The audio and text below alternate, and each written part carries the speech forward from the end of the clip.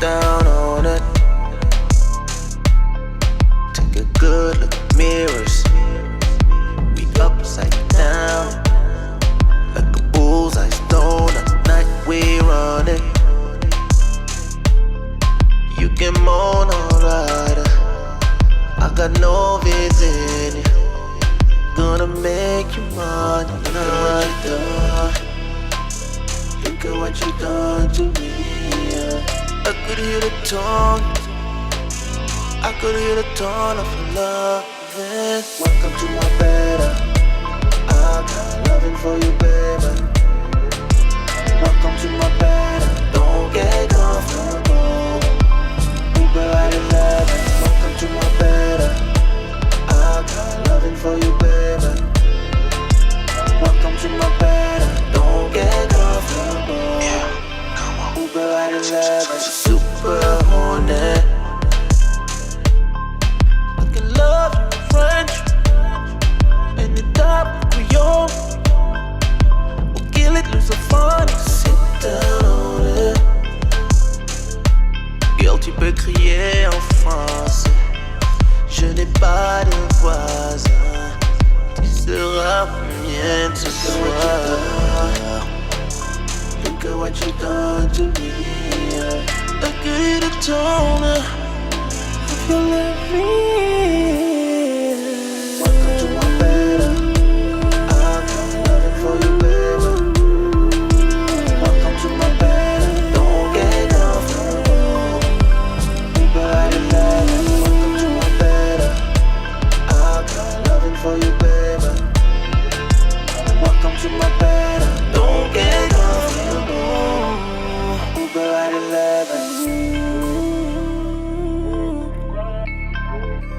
Malcolm Beats. Don't get comfortable.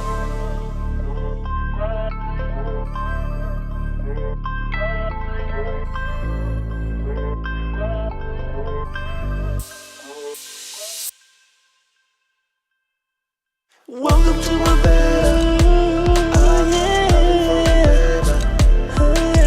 Welcome to my bed. Don't get comfortable. Uber at 11. Welcome to my bed. I got loving for you, baby. Welcome to my bed. Don't get comfortable. I call you Uber at 11.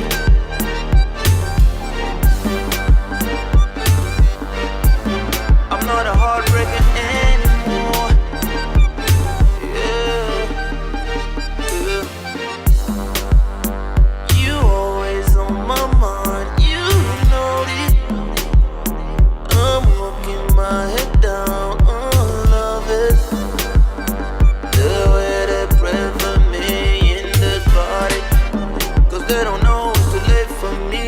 I'm gonna ride again. Baby girl, listen to your heart. Yeah.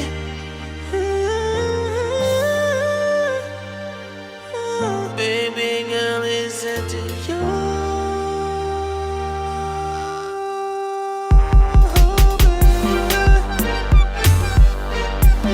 I'm not a Casanova anymore. Yeah. Listen to me. I don't break hearts anymore. Yeah.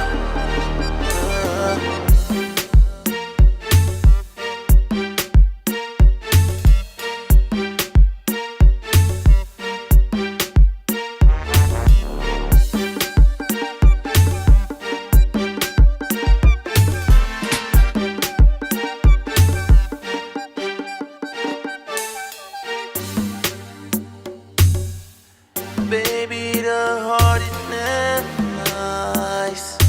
Yeah, yeah. I'm not a Casanova anymore. Listen to me, baby. I don't break hearts anymore.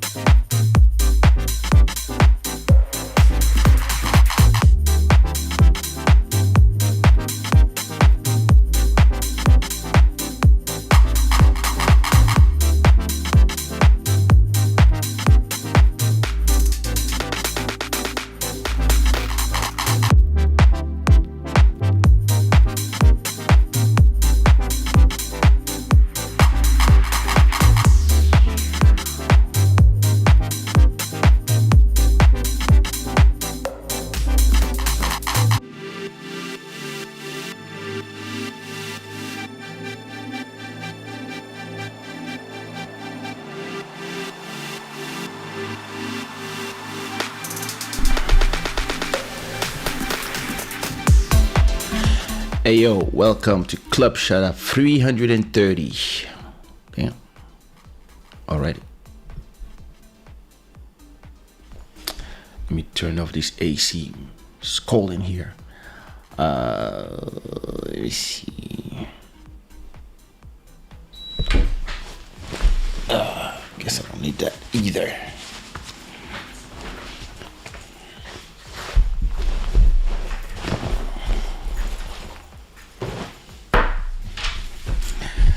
I cannot explain why I got so sleepy all of a sudden, but I was supposed to take my kid to the park around 4 p.m., I guess. Yeah, 4 p.m., but it was so hot outside. It was like 32. And then I just felt sleepy. And I told her, yeah, listen, let me sleep a bit. And I think by 6 I was just out, and so thankfully her mom took her to the park for me. I'm thankful for that because I was out and I woke up just like 20 minutes ago, and I was just sleepy. I don't think maybe I just need to sleep more. I think, man, it is what it is. Sometimes you're just tired. What about you? I hope you're feeling good. I hope you are in the greatest spirits. Why is this thing making me old? This thing is looking pink. Greenish. Anyway, I'm wearing a South Africa Represent t-shirt by Shada, where you can get it on the store, shadaware.com. which this show is brought to you by the Gods of Good Fortune. There's no stream royalty because anybody who does a super chat of 99 cents becomes the stream royalty. I hope everybody's doing good. Put what time it is where you watching this from. Put the flag of where you're watching from and what time it is for you. As I'm getting my thoughts together, thanks to all our sponsors. You know who you are, you know how we do. I was thinking of something, but then I was like, I'm tired of changing this thing all the time. But I was like, wouldn't it make sense if I took the Club Shada logo here, right? And I put it here in the middle, here, like here. And I just make these icons, put them a little bit to the side and just put Club Shada here. That would be cute. I have to try that.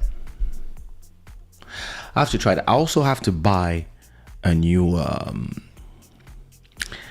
have to get myself a new don't forget to put your likes, and don't forget to tell me what time it is where you're watching from. Put the flag, the city, and what time it is. It is 10:47 p.m. here in Lisbon, Portugal. Yeah. So listen, I want to talk to you about a few.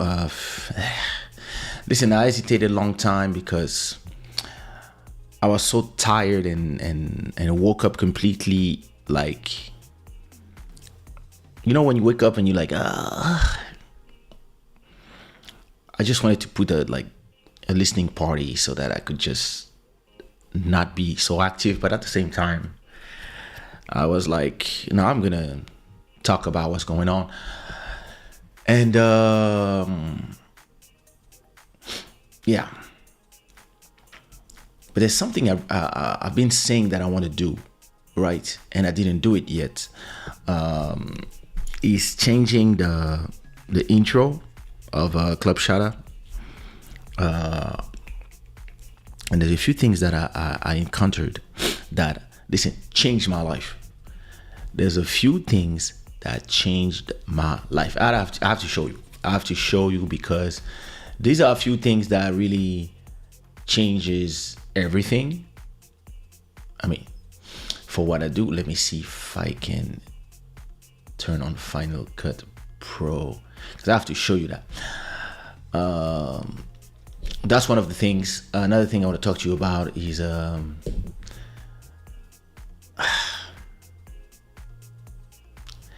emotions. but I have to do it the right way. Listen, don't mind me. My mind is still blurred from just being super sleepy, and I'm not in the middle of the screen. There we go. Much better. All right. Oops.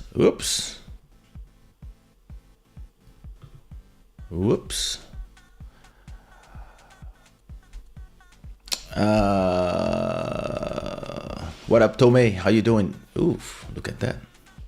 They look great. Did I put my comment too big? No, I like that.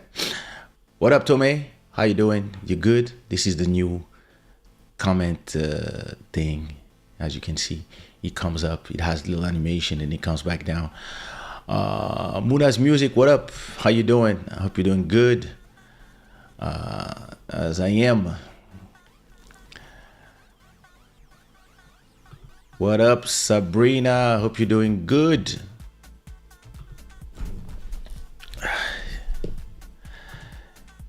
Eve, long time. How you doing? What's good with you? What happened all this time? Look at this. What up, Reta? Sending love from South Africa. It is 11:48 p.m. out there in South Africa.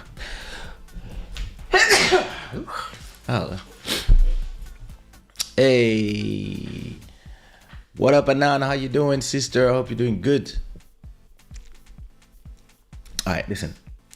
One thing I want to do, and I want to talk first before we dive into the serious subject. I want to talk about two things. The first of them is listen, my screen right now is a mess, and something that I hate is using a trackpad. The Apple trackpad is, I don't know, the feeling in my hands. I don't know if the electricity static is, I just hate it. And my mouse is charging, and you cannot use this stupid mouse when it's charging, because of course they put the entrance to the charger down there instead of up there or on the side or something, so you could use while it's charging, which would make sense. But yeah, Apple. I don't know. Listen, when I use the trackpad, at a point my fingers hurt. So I'm gonna charge the mouse as much as I can. Let me see how much charge I have. I have 12%. I'm gonna wait maybe until 30%, and then after that, I'm gonna continue. La Milliardaire, what up? Look at this. My Shada gang is here this time. Dalia, you're watching from Quebec on the way home. Are you driving? You guys love to drive. I hate driving. It is 5:51 p.m. out there in Quebec, Canada. I like this. So, okay, one thing I want to do first is, before I talk to you about a little addition and then I talk about some serious subject, I've been wanting to do it and I keep not doing it. So I guess the best thing for me to do is to do it during the show, or maybe start watching for some stuff. Say hi to my cousin. Is maybe do some of this stuff, or maybe start choosing while I'm live, because if not, I'm gonna keep thinking about it, because I only think about it when I watch it. And it's only when I watch it that I'm like, oh damn, I want to change this. And then when I'm done doing my live, I just forget. So it is changing this intro. I'm tired of it. And I want something simpler. So the intro was made on with a plugin for Final Cut Pro called from a website that I love, that I use all the time, called let me turn off all these. What an idiot. It's just something that I needed. All right, there it is. All right, cool. Yeah, as I was saying, motion VFX. Actually, it was done with on a website that does plugin for Final Cut, which is the program that I use for editing. And I just gotta buy a new one. So the way it's done is that they have all these intros and animation that you can really just use and add your photos, add your text, and they have the animation pre-built, and you can either, it's just a bunch of little clips. No, so it's better to show you. It's better to show you because it's hard to explain. So let me see. Where do I have my intro? Do I have the intro of this show? As I'm talking, I don't even know if I have it. Let me see. There it is. Club Shada intro season 4. There it is. So as you can see, all right. Let me see. The to app. There it is. Boom. So as you can see, this is the intro. And so it's a timeline with, so if I double click in it, let me see, it's a nightmare. Oh, there you go. Here on the side, you have all the different images that I'm using. For example, this is the first image, this is the second one, and all the animation is done. All you have to do is add all your images here on the side. And then for every zone, you have, where are your texts? Oh, there you have the text that you put everywhere, right? And once you fill up all this information, you have all your, you have your video ready. And then you can have it as long as you want. So you can have it like this as a already made 1 minute video that you, or you can also, where are they? Are they here? Or you can get it, that's the project, or you can also get them, oops, I did something stupid. Or you can get it like module by module. So this is one module, this is another one. You can put them in you can really edit them the way you want and put them on the order you want. But me, I just used it how it was. But you can get it like this as a generator, or you can also get them. Let me see where are they? I'm not even sure where. Project 1503. Do they go to the titles? I don't even know where they go. I think they're here. Yeah, there you see. Here you can get them as individual animations, and you do what you want. So this is the way it starts, and then you can change the colors, etc., etc. So it is cool, but I don't know. I'm just tired of it. So I need to buy a new one. So let me get back to Chrome. So we can choose a new one. Let me see. There you go. I'm thinking of plugins, timelines. Timelines? What is this?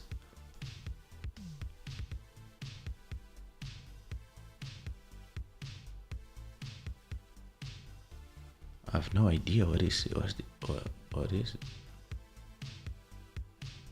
Timelines. That's new. I don't think that's what I'm looking for. I think I'm looking for templates. All right.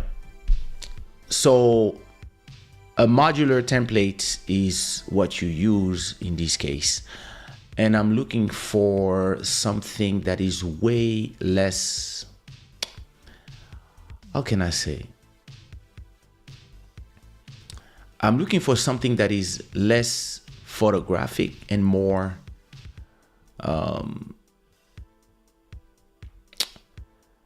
I would say more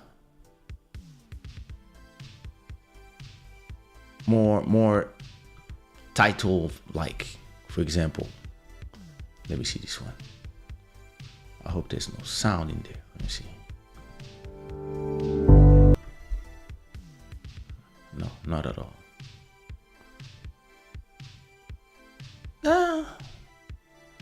No, not at all. That's not at all what I'm looking for. Oh, maybe something like that.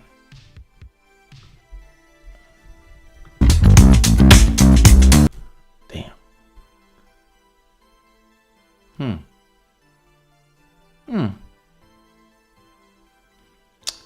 More like that, but this is too, you see what I mean?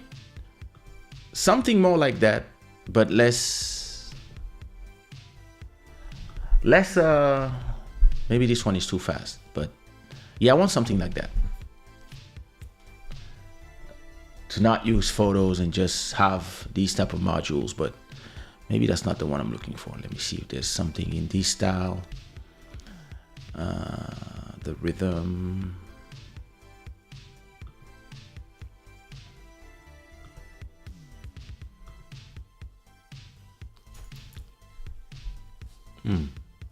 I like this.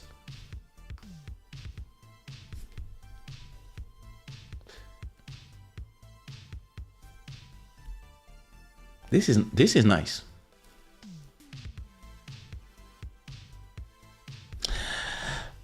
Yes, but no. Yes, but no. And listen, these guys have a ton of them. You just need to find the right one that works for you. Then you can put it in your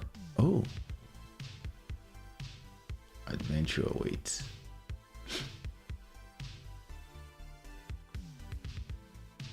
Oh, this is not bad. I wouldn't. You don't have to use it with videos. You can just put your photos. No, this is way too photographic. I want something that is how can I say? That is not too much. That's what I'm looking for. Something that is not too much, and I have to find it. But they have a ton of them that I can. Oh, let me see that. No, this is more for a slideshow. Can I search for, let's say, presentation, news, social media, vintage, futuristic? Let me see, news.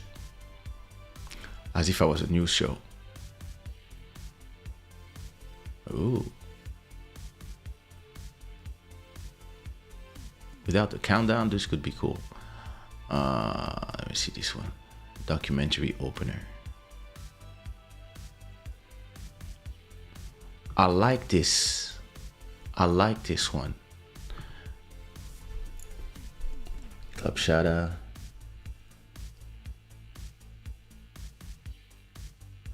Yeah, it's very documentary, but with different photos, that could be cool. This is way too scientific, but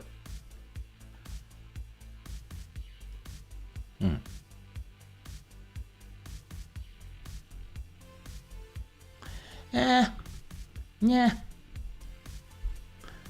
This is okay. This makes me think of the old one.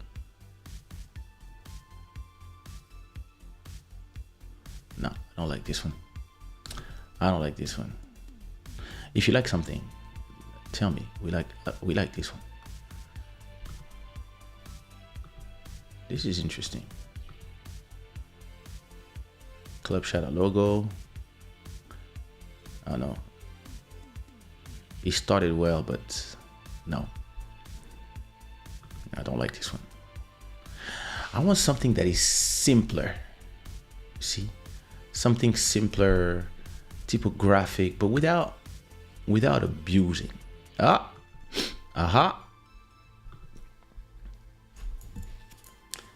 Like this.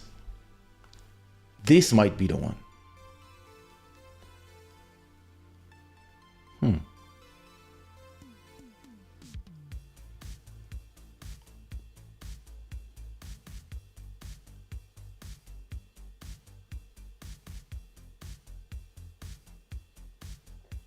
I'm not a fan of the thing in the middle, but that could be a nice.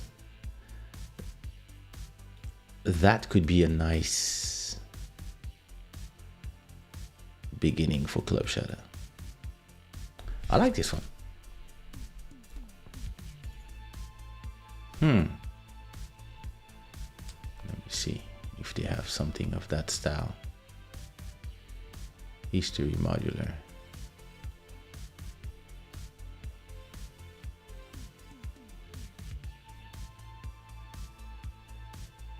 No, I don't like this one. No, I don't like this one too. This is nice. What's the name of it? Amazing Story. 1242.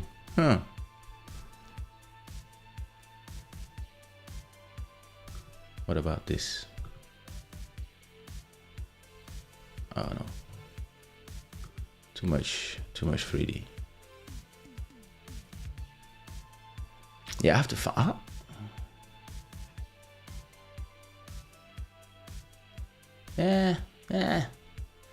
There's way too many. There's way. But I'll find the one. I'll find the one. There must be one that really, those are way too news. Let me see, maybe a travel one.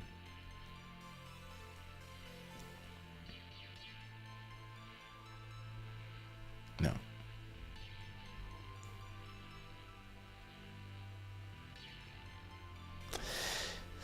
That's the problem. There's way too many. And it's hard to find. Like, I need something that is more typographic. Let me see. Typographic.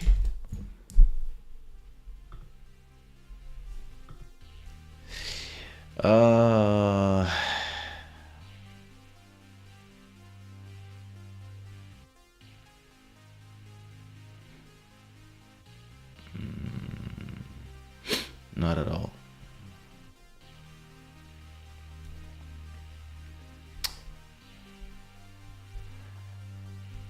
Listen, there's so much choice that it's hard to find exactly what I want.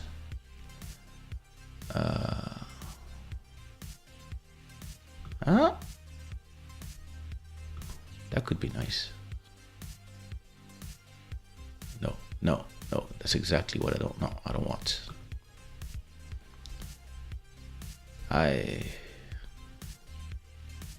It's gonna take me forever to find something that I like. There's way too much choice. I could use that with photos instead of videos.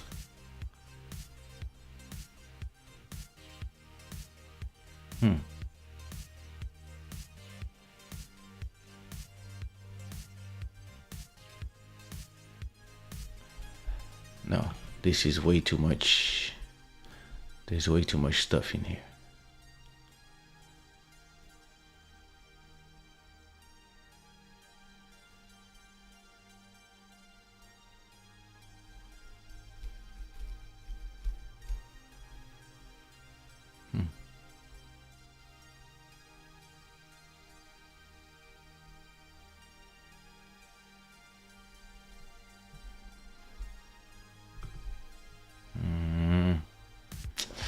Anyway, I have to take my time. I have to keep looking. It's not as easy as that. I have to take a whole afternoon to find the right one that I like. And yeah, anyway. What else? Damn, I lost everybody. I lost everybody with my stuff. Everybody left. Everybody was like, he's boring.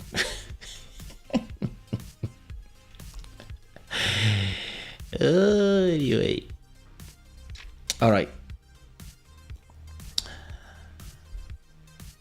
Anyway, let me see what I wanted to talk about before that.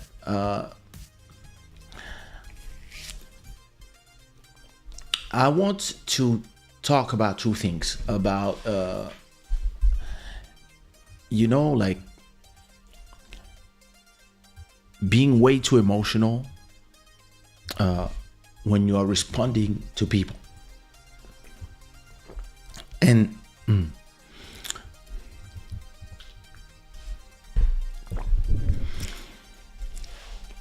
I've learned during the years to control my emotions when people criticize my work, and understand that you have to be able to make the difference between critical, constructive criticism and just idiots. And somebody wants to be the stream royalty again. What's going on here? I forgot. I'm looking at the chat and I see that Anan wants to be the stream royalty again. Oh, when does it appear? I saw it before it appears this time. Usually I'm surprised by it. As I was saying, where is it? So, interestingly, that's interesting. I just realized something. Let me check something. Stream.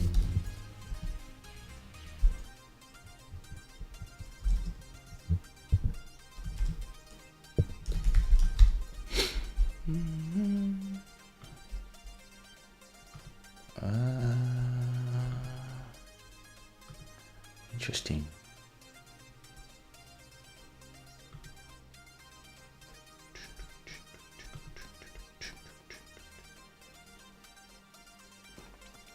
Thank you, Anan.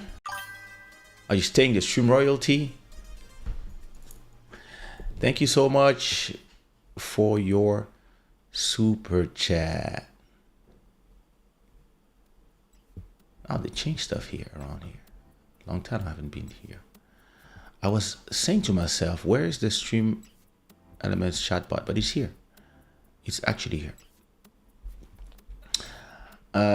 Thank you for being the stream royalty and supporting the show, Anan, again. So yeah, as I was telling you,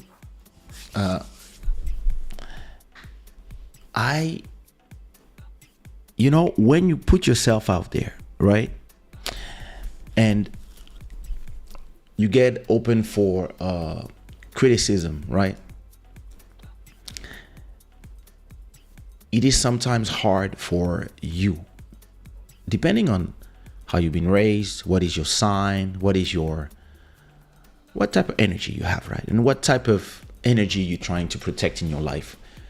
It might be sometimes very hard for you to keep it cool and to not take things personal all the time.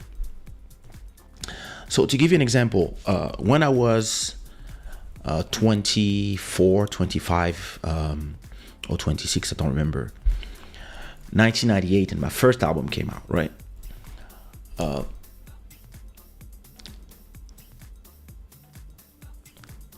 Yeah, listen, when you do an album, you do some new music, and you do it for not to receive the praise. You do it to express yourself and maybe to do a career in the music industry or as an artist, as a performer, do some shows. But in reality, it's a process, and you're learning all the you're learning everything, right? You're learning to be on stage. You learn maybe you're good on stage already. Maybe you have a good aura and you got a good charisma and people love you already. But when you put out a body of work on a CD and you sell 100,000 of them and you start playing on the radio in other countries, other territories, other cities, and back in the days, the people that would give their opinions publicly would be the journalists. So it's very interesting because I went through the transition between being criticized by professionals, the journalists, to being criticized by anybody. And so the way it was back in the days, so when I released my first album, the record label, so it was a sub label of Sony, called Globe Music. So Globe Music would tell you to come Wednesday at 10 a.m. and to be free from 10 a.m. till 8 p.m. And they would have a conference room in the record company, and you would be there and journalists will come. So maybe you would have you and 5, 6, 7 journalists, or it would be interviews one by one, depending of the type of interview you would do.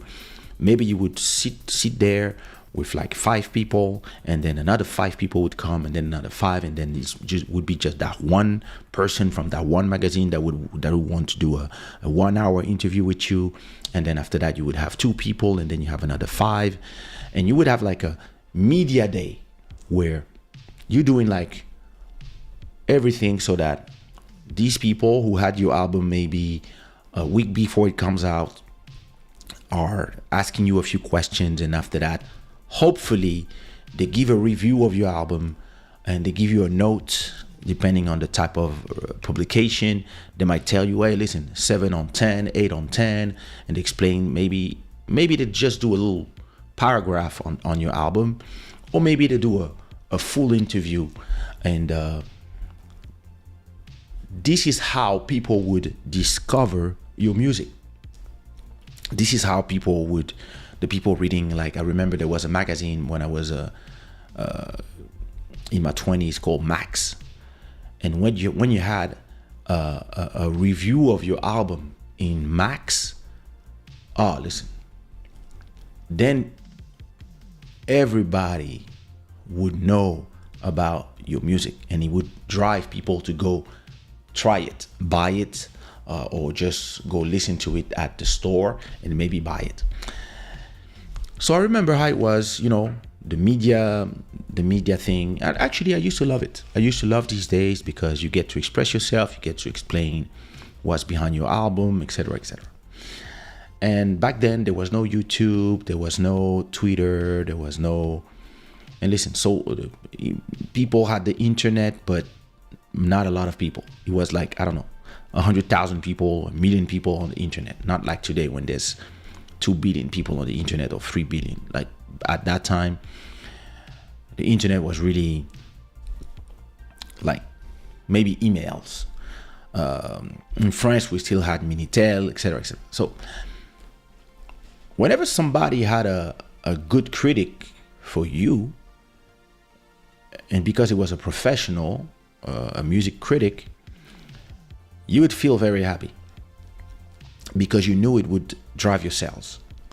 And whenever somebody had a negative critic on your music or your project, you would be sad because you knew it could potentially kill your sales. And some people maybe would not go buy it. But lucky for me, first album, all the critics were amazing. All the interviews were great. And listen, the people interviewing me were as young as me, and we were just, they were asking great questions, and I've always been comfortable with these type of things. So as we were doing it, I guess there was no reason to really be emotional, because these people, I don't know, maybe it's because of your record company, because you would have a PR team, and they would choose the right person. So listen, when I released my first album, of course, I had all the Zouk world music, West Indies, French West Indies, and maybe a little bit of R&B and hip hop publications. But they choose the right people, and then we started to broaden the scope to be like, okay, this is a world music album, and hey, magazine like Max, like VSD, like French magazines, and then a few publication from outside. Most of the time it would be done by email. You would reply to the question or on the phone, but it would be mostly French publications. So the question were more or less always the same. Oh, why do you sing in English? Oh, because I speak 5 languages. At that time I spoke 5. And what is the album about? Da da da da da da. What do you think of this? Da da da, etc. etc. And listen, I had amazing reviews from the album. I hope I could show you. I'll actually do a show where I read the old reviews of my album, because I still have a lot of the magazines and scans from that era. And I don't know if I have some of these scanned here, because I probably kept them in a folder somewhere, but right now I don't have no clue where I would have done this. Probably because my mom used to save these things for me, but I don't remember where I probably have them as files somewhere. I have to put them in my photo book. But anyway, so when the reviews would be released, you would just feel, when you read the reviews, right? When you read a nice review on your album, you would feel happy, especially if it's a magazine that you read, where you read the reviews of the latest Michael Jackson, the latest Lenny Kravitz, the latest Public Enemy album, and now Kaysha, you hear they're talking about your music in this place, right? You would feel, wow. See what I mean? So now, then the internet arrives. And when the internet arrives,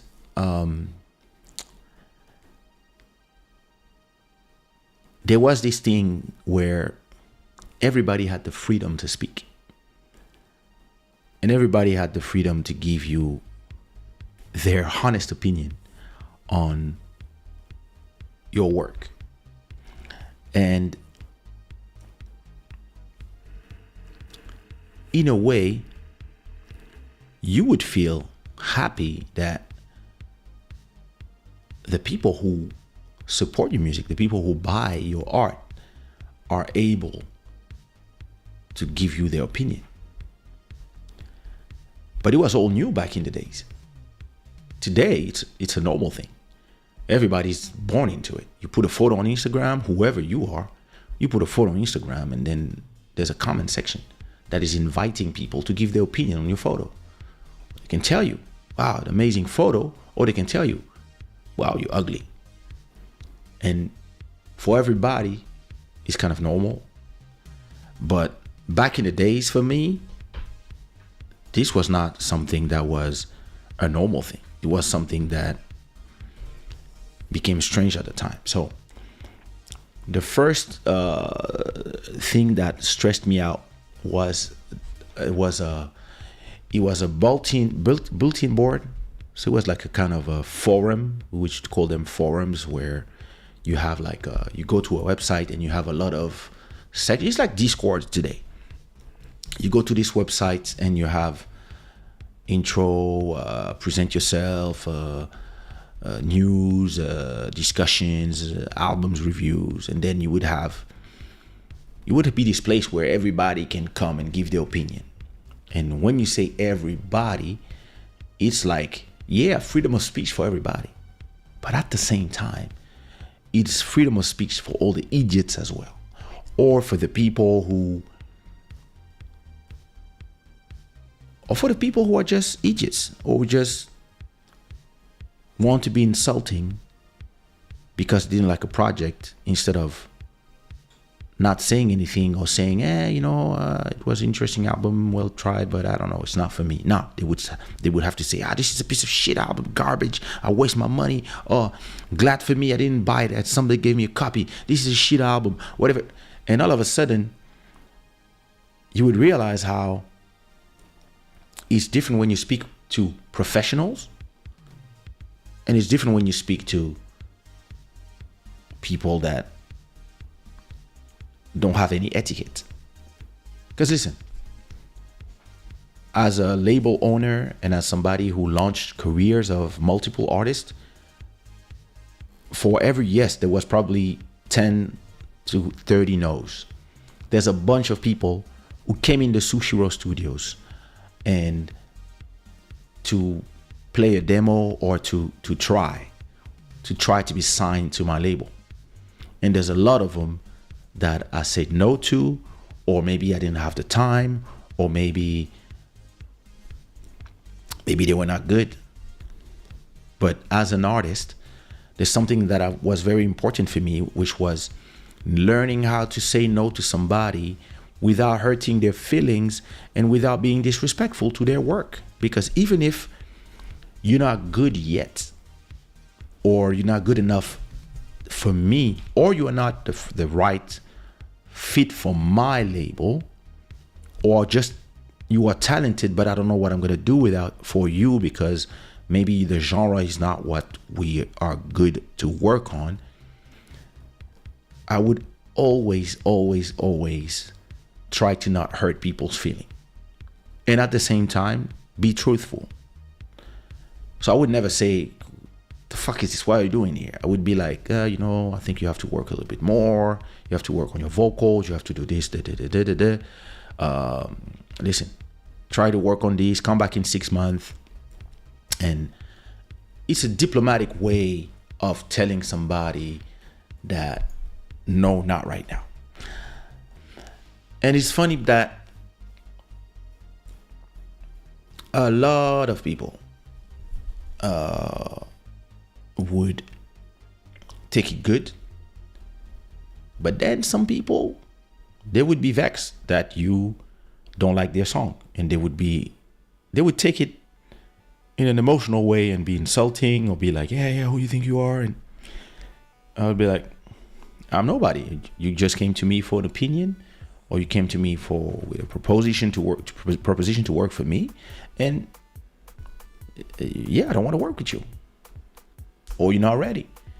And I remember some people, they really felt away because they thought that their product was amazing, and the fact that I didn't want to take their product was me being an asshole, when not at all.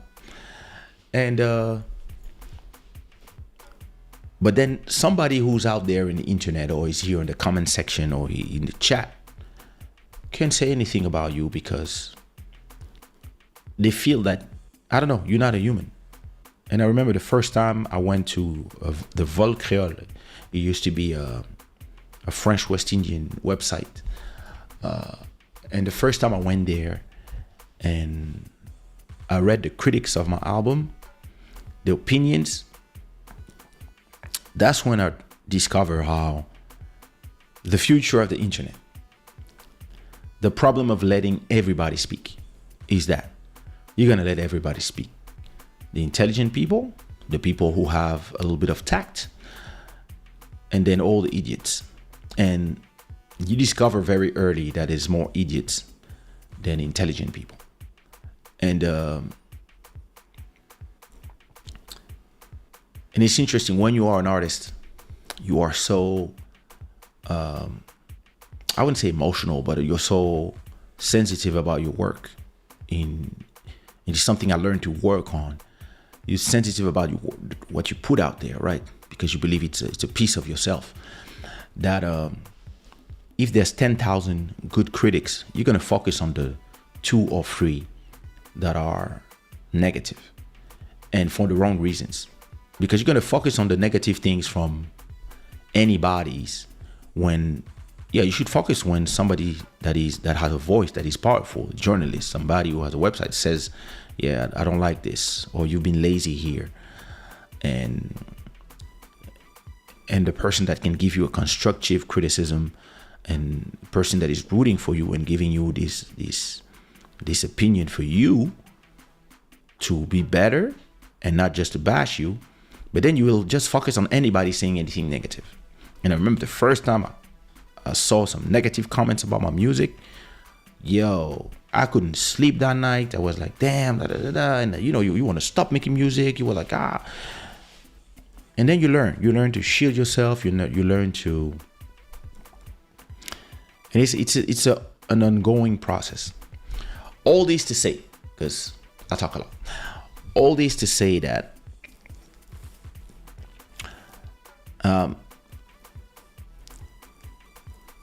I was on Twitter. Okay, listen. I've learned with the years to protect my space and protect my energy and not, just remove myself from some conversation sometimes. So sometimes you put out a tweet, you say something, and people don't understand what you meant. Or people want to take what you meant and turn it into what you didn't say. That's Twitter. Because in 140 characters, you most of the time don't have the time to express, or the space to express exactly what you meant. And sometimes it's your fault because you could add a little bit of context in what you said. And I tweeted something. Maybe I should have added a little bit of context in my tweet. But what I said was, and I don't know if I did a video about it or not, but I might do it. But what I said was, democracy is not compatible with our African societies. And of course, I didn't mean to say, we need dictators. That's not what I meant. I meant democracies as somebody that was invented by the Greeks, right? Something that was invented by the Greeks, and then that was for hundreds of years, I would not say perfected, but changed, molded, and moved into what the Occidental people would pretend that is the ultimate goal for a society, a country, or a group of people, where everybody has the freedom to choose and everybody votes, and then people move with the after the opinion of everybody. So we are 100 people. Should we do this or should we do that? We disagree with each other. So everybody was gonna put a vote somewhere, and you're gonna say we go left or we go right. And 49 people say we go left, 51 people say we go right. Right. It means we go right. And then you perfect it into, listen, it's 1,000 people. It's too complicated. There's too many opinions. Should we go left, right, forward, down, up? It's too complicated. Listen, let's elect people that represent us, because 1,000 people, this is cacophonic. It's hard to understand each other. Listen, I say everybody that wants to go more on the left, We can vote for Thomas. Everybody that we want to go more on the right, you can vote for Joe. Everybody that wants to go more down there or stay in the center, you can vote for Mamadou. And everybody's explaining to people why they want to go in that direction, and they start, having a voice. And people say, "Yo, I want to give you my voice, and now you can decide for me."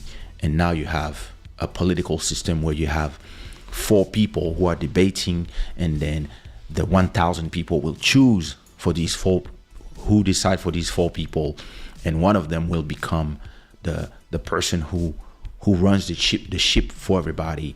And then after that, you have one person that becomes on top, and then this how democracy was created. And then it got perfected, and from a country to another, it was a different system. It is like the French one. They have something that is based more on an executive branch and the parlementaire, and then you have the senatorial, and then it's thousands of people that are running a country, and then you have a president that is more the voice, and a prime minister that is the executive branch, and then the president is more normally supposed to be like overlooking for everything. And the French used to have kings, and then they cut their heads. And if you go to England, it's a different type of democracy where you have the chamber, the lords, you have a prime minister, and then you have a king or a queen. If you go to the US, it's a completely different thing where you have the 2 chambers. You have in Washington, you have the president who have less power than the French president actually, and then you have all the senators, and then you have all the companies, the sponsors, and then all these people can be bots. And listen, and if you go to every Occidental country, right, you're gonna have different. Every country will have their type of democracies that work for them. And my tweet was saying that when the French took control of the western part of Africa, and they wanted to push their own version of the French system onto all these countries, and at the same time support some dictators when it worked for them, and force a type of democracy that was made for the French people. Meaning that since the last 300 years, the French had the time to do away with monarchy, and then go through the First Republic, the Second, the Third, the Fourth, and the Fifth Republic. And now people are calling for a Sixth Republic, because a lot of people are not even believing in this democracy of the French style system in France. A lot of people, they themselves don't really agree with. Listen, a lot of people who are against Macron, for example, they keep telling him that, yeah, you are not, we didn't vote for you. So yeah, you did. I'm the president. Yeah, but only 25% of the people are for you. 75% of the people, they hate you and they disagree with you. And Macron tells them, well, that's democracy for you. It's 64 million people. Everybody go vote. Yeah, I didn't vote. Well, shut up then. You didn't vote, so you don't have to say now. When it's time to vote, you vote. And a lot of people are increasingly not believing in it, because whatever, everybody has their reason. But if you want to play the game of democracy, when I go and I take it seriously, I go vote for the French elections, the senatorials, etc. When I go vote, I try and understand the project of everybody, and whoever won, I respect that they won, because that's the way it works. Now, a lot of people are slowly saying, hey, listen, in France, are saying, yeah, no, we have to take account of the people who vote, who don't vote, we have to take account of this, we have to take account of that. But at the same time, everybody wants to take this system that was perfected and changed with years and years and years of struggle for the French people, and they want to apply this to all the colonies, where you don't take in account the way African societies were made. But because you had a colonial mindset, you just want to come and turn every Congolese citizen, every Mali citizen, every Niger citizen into French citizens, where it's different. Out there in Africa, we have specificities like ethnic groups, just the same as the way ethnic groups are very important in East Europe or on the East or down South. The Europeans, yeah, listen, hey, we all white, let's go.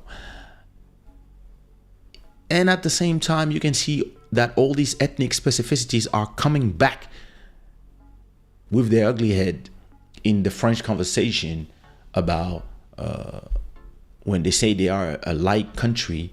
At the same time, all these ethnic specificities are coming back in the conversations. But they say, we don't care. But at the same time, they keep inventing stuff about the Muslim every year in France.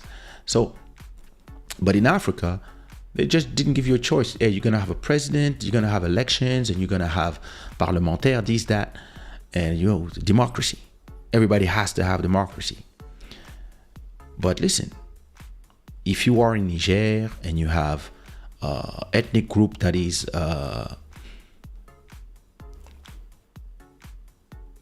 that is 60% of the population, and you have a president that represents 1% of that ethnic group, it creates problem. And you have to think about this when you are,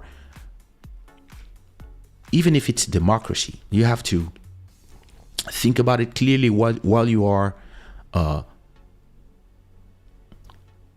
cooking a political systems that work for the specificity of your country. Because what my tweet meant was, there are a lot of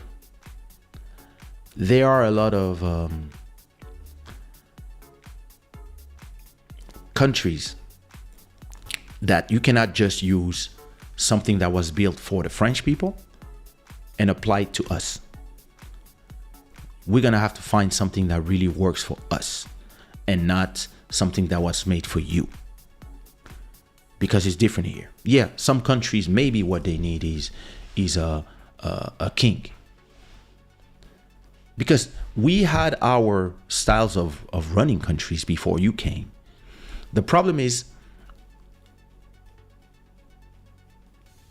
these ex-colonies, these ex-colonial powers, especially European countries like France and the US, they believe so much that they know better than everybody, that they have to decide for everybody else. And they are so presumptuous in this. Listen, even the word democracy, I'm not saying that African countries should not be democracies. I never said that. I'm just saying you have to find the right system that works for the right people. And yeah, listen, maybe it should be kingdom. And when you say a kingdom, people might say, you want to go back to, and I would be like, yeah, our ancestral ways. Yeah, but no, democracy. Listen, the same people who are telling you have to be a democracy, England, for example, they have a kingdom. It's a kingdom. You have a king. His name is Charles, and he rules over the 4 or 5 territories plus the Commonwealth that represent the Great Britain. And Great Britain is Wales, England, one of the two islands, etc., plus the Commonwealth. So, in France it's different. In the US it's different. Why should we in Africa do something that is the way you did it for you and the way you decide is good for us? That is the question. And that was the question of my tweet. And it's so interesting that, of course, some idiots out there on Twitter decided to take my tweet and say, look at this guy. He says that Africans don't deserve democracy and they need to go back in dictator. That's not what I said.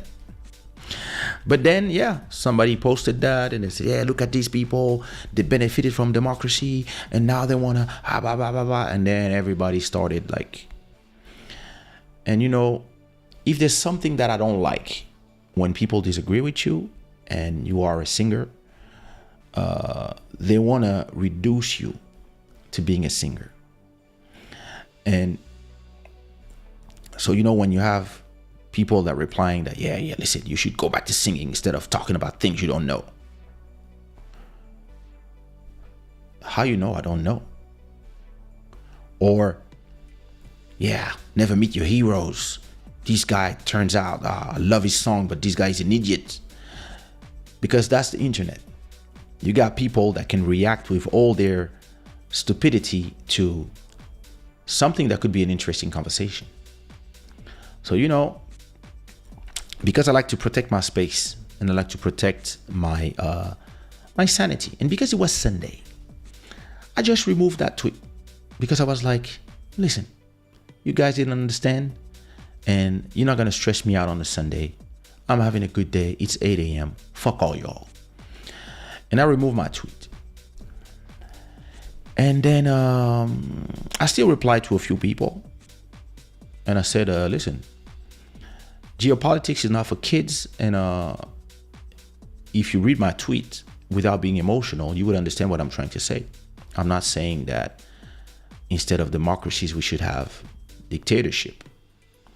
I say we could invent our own system and we call it the way we want. And we not use something that was invented by the Europeans and something that worked for them. Because the same people who tell you, we want you to be a democracy, they don't have a problem not asking nothing to, when they deal with Saudi Arabia, they don't ask them nothing. It's a kingdom out there. As long as they want to sell you weapons, they don't care. But when it's us, they feel they have to control, they feel they have to decide what is our thing, or it's Algeria, they have to talk to us like kids. That's what I meant. And the person was like, whatever, I'm muting you. I'm going to stop supporting you and buying your music or streaming your music. And then I was like, fuck you. I don't care. And then I started getting angry. It was 8 a.m. I was like, you know what? So I posted what I meant to somebody, because some people were saying, you shouldn't have removed the tweet. We understand and we agree with what you say. Blah, blah. A lot of people then all of a sudden they wake up when you're angry. Not a lot of people, they wake up now. And they all say, because of course it's like five to 10 people telling you they disagree in a stupid way. But then when you remove your tweet because you're angry, then you have 100 people telling you, no, you should have kept the tweet. And listen. And I said something that was simple. I was like, I cannot have conversations with people who are beneath me. I'm sorry. Because when I get angry, I remind people that we're not the same. Especially when people are trying to reduce me to just being a singer. Listen, I'm way more than that. And I have to remind people that now we're not the same thing. And no, I can see from your answers that my level of intelligence is way higher than yours. And I don't have to even have conversations with you peasants. And I don't like to be like this because I like to keep it humble, but sometimes you have to remind people. So yeah, I did my little rant on Twitter. I said, listen, none of you know what you're talking about. None of you knows nothing about geopolitics. You're talking about your little situation. I'm talking about something that is way more. It's over your head. So you know what? I'm removing my tweet, and it's Sunday. Everybody had a good day. Everybody have a good day. And I was out. And yeah, some people start sending me private messages. Listen. And I was like, listen. Yeah. So all this to say that you have to learn how to navigate, and you have to decide for yourself. Some people love it. Some people love to go to the internet and have big debates with people and be emotional and be angry and go back and forth on Twitter with people who have no clue what they're talking about. I don't like that because it gives me anxiety. So if I feel that a subject is giving me anxiety, I'm going to remove my tweet. And you could say to yourself, yeah, but if you remove your tweet, these people will think that they won.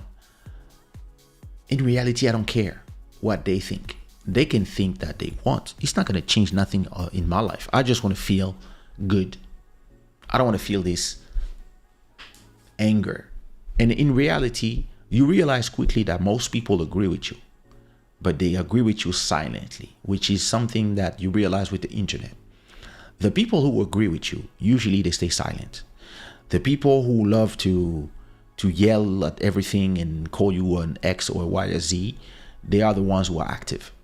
So at a point,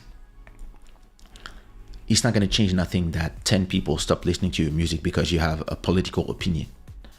And listen, I believe that every country has the right to choose, and every people, right, have the right to choose what works for them. And every country should go back to zero and decide a political system that works for them. Because listen, this idea that elections have to be every 5 years, who decide that?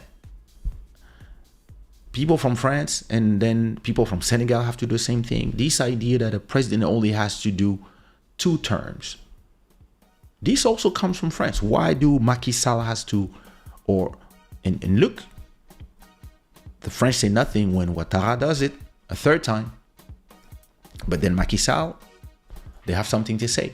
That's where you're like, yo, listen, everybody should do their constitution the way that works for everybody. Each people should decide. That's what I mean.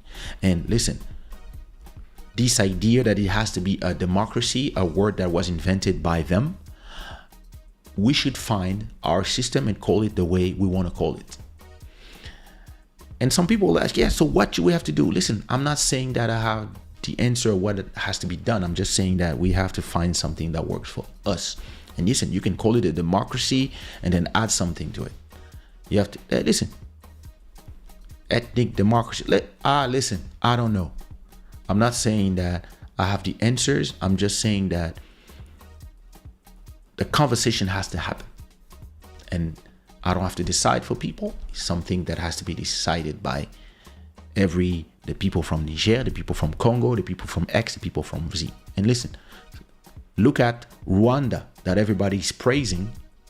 They had the same president for the last 15 years.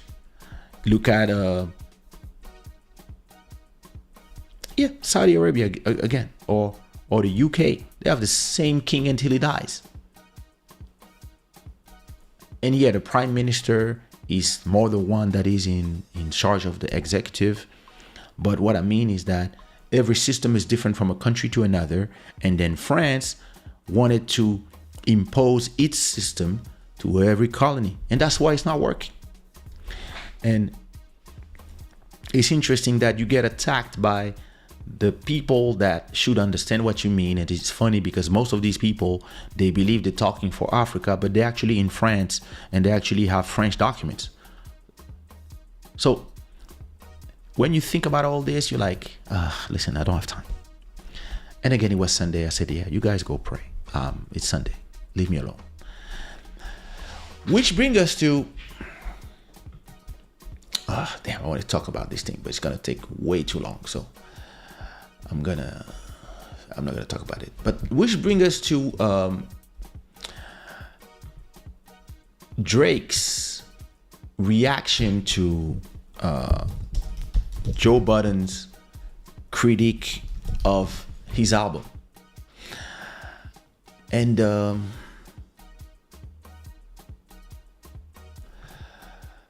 listen, it was interesting that an artist of the size of Drake replying to the criticism of Joe Budden for his album. Personally, I believe that Joe Budden is actually somebody who likes Drake. And when I was listening to the podcast, I don't think the critic was that harsh. I understood what Joe meant. Now, you can agree with it or not, but it was more a critic from somebody who respects what you do, because Joe seems to really know a thing or two about Drake songs. Like when I was listening to it, I didn't feel like I didn't feel that damn, this guy is criticizing just to criticize. And then Drake got into his feelings, and it's interesting because it put the internet on fire. And all you have one side saying, yeah, there you go, you scorched him from the face of the earth, and you have the other side saying, Joe was right. And then people who are fan of both are like, well, listen, I understand what this one meant, and I also understand why this one has to do what he wants. And listen, again, when you do a body of work, I believe that you have put some Rambos in the chat if you're still here listening, because this chat is just, you might be talking and nobody's here. I removed the YouTube studio thing. Normally I have something to make sure that I'm still live and not talking to nobody. Let me go back to the control room. There it is. All right, good. Okay, you guys are still here. Good. Yeah, I believe. So yeah, as I was saying, let me quit Final Cut. All right. Yeah, as I was saying, when you are a public person, you do a movie, you do an album, you do something. Yes, after that, some people are gonna have critics. Some people will say I liked it. Some people will say I didn't like it. And yes, something might get under your skin, but you have to be stronger than that. And when you are at the size of a Drake, you're gonna have criticism, and you're gonna have the good and the bad. And listen, I believe that you have to go over this, or maybe you're doing this for content, you're doing this for rollout, you're doing this to create a buzz around your release, which in this case, what I would do after that would call Joe and say, hey, I want to come to your show and defend my project. And that would be an amazing content. If you are for the content, I believe that would be an amazing rollout, to have the conversations and to be able to explain. But maybe you believe you're over this. And it goes with what I reply to all these people on Twitter. Instead of telling to these people on Twitter, hey, this is what I meant, so that people can calm down, I said to myself, you guys are not on the level to talk to me. So, can I at the same time criticize Drake for his answer when that's exactly what I did? Well, I believe that these idiots didn't know what they were talking about. So I think I did the right thing because I know Twitter. I know that's the sewer of the internet. And I believe that Drake being in his feeling and answering to the critic the way he did,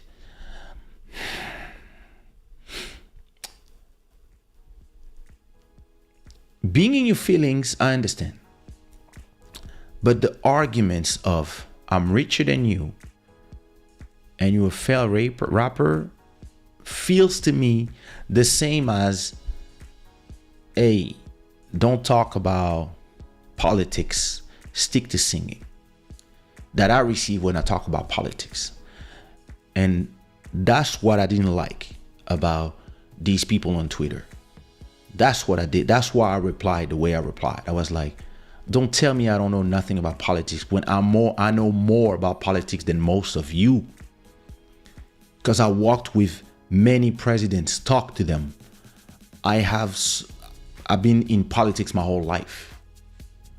So this is here the difference for me. And that's why I was like, nah, it's not worth it having conversation. And actually I continued the conversation with smart people after that, but not the emotional people. I don't want to have conversations with them. So that's why I believe that Drake's answer, yeah, it was great content for the internet, but I believe it was it was lacking argumentation. He's like, listen, I don't like your I don't feel that your criticism is constructive. You have the right to. I disagree with what you say. You have the right to as well. But telling me I'm richer than you, so your critic has no value, I was like, okay, that's kind of weak as an answer. On that level, listen, if somebody's telling you, hey, I'm in my 40s and you're about to be in your 40s, you should make music for me instead of making music for the young people, you could reply, hey, I just want to stay current. And yes, I'm making music for the young people because, yeah, those are the ones who buy my music and I represent everybody. And there's also something for everybody, which is something I do all the time. It's a critic that I received my whole life when it comes to music. Hey, why are you doing music for the West Indies when you are from Congo? I heard that 1,000 times. But then after that, people from Congo started saying, yeah, you are our representative. You are the one who made us love Zouk. You are the one who built the bridge between the cultures. You are the one who actually represent us out there. We are proud of you. This is after 30 years. This is what it became.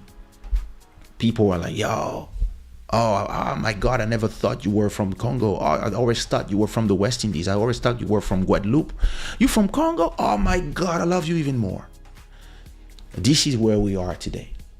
But back in the days, yeah, I would receive these kind of things like, who do you think you are? Like, and even from the West Indies, I would receive that. Yeah, why do you believe that you can come and do our music? And yeah, I was number one at the time. And sometimes I really wanted to reply to people.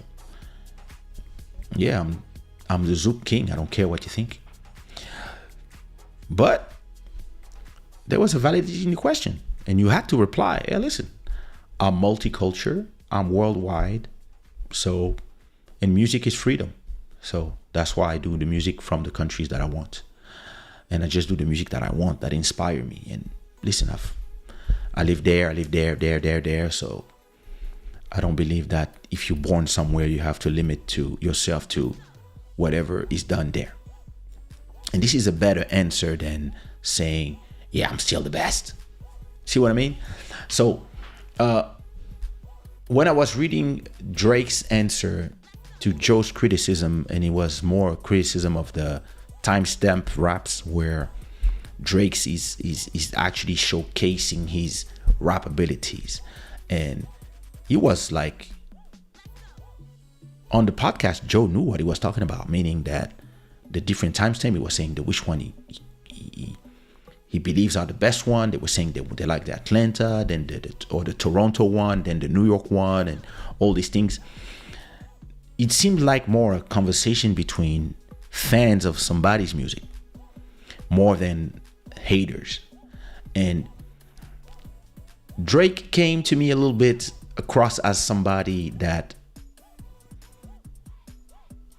doesn't want to be criticized at all, and doesn't care if the critic is constructive or not. It was just that, hey, you criticize me, you get it. So he went on Twitter and etc. etc. And listen, he makes everybody talk, so he makes the album stream. Listen, I probably already passed 100 million stream, or probably 20, 30, 40 million streams since the album came out. He's gonna make his money. People are gonna love it. I don't believe Joe was hating. And go listen to the episode. But it was interesting when I was reading this. Let me see. What was it? Drake fired back at Joe Budden for all the Dogs criticism. You have failed at music. I mean, listen, it's me.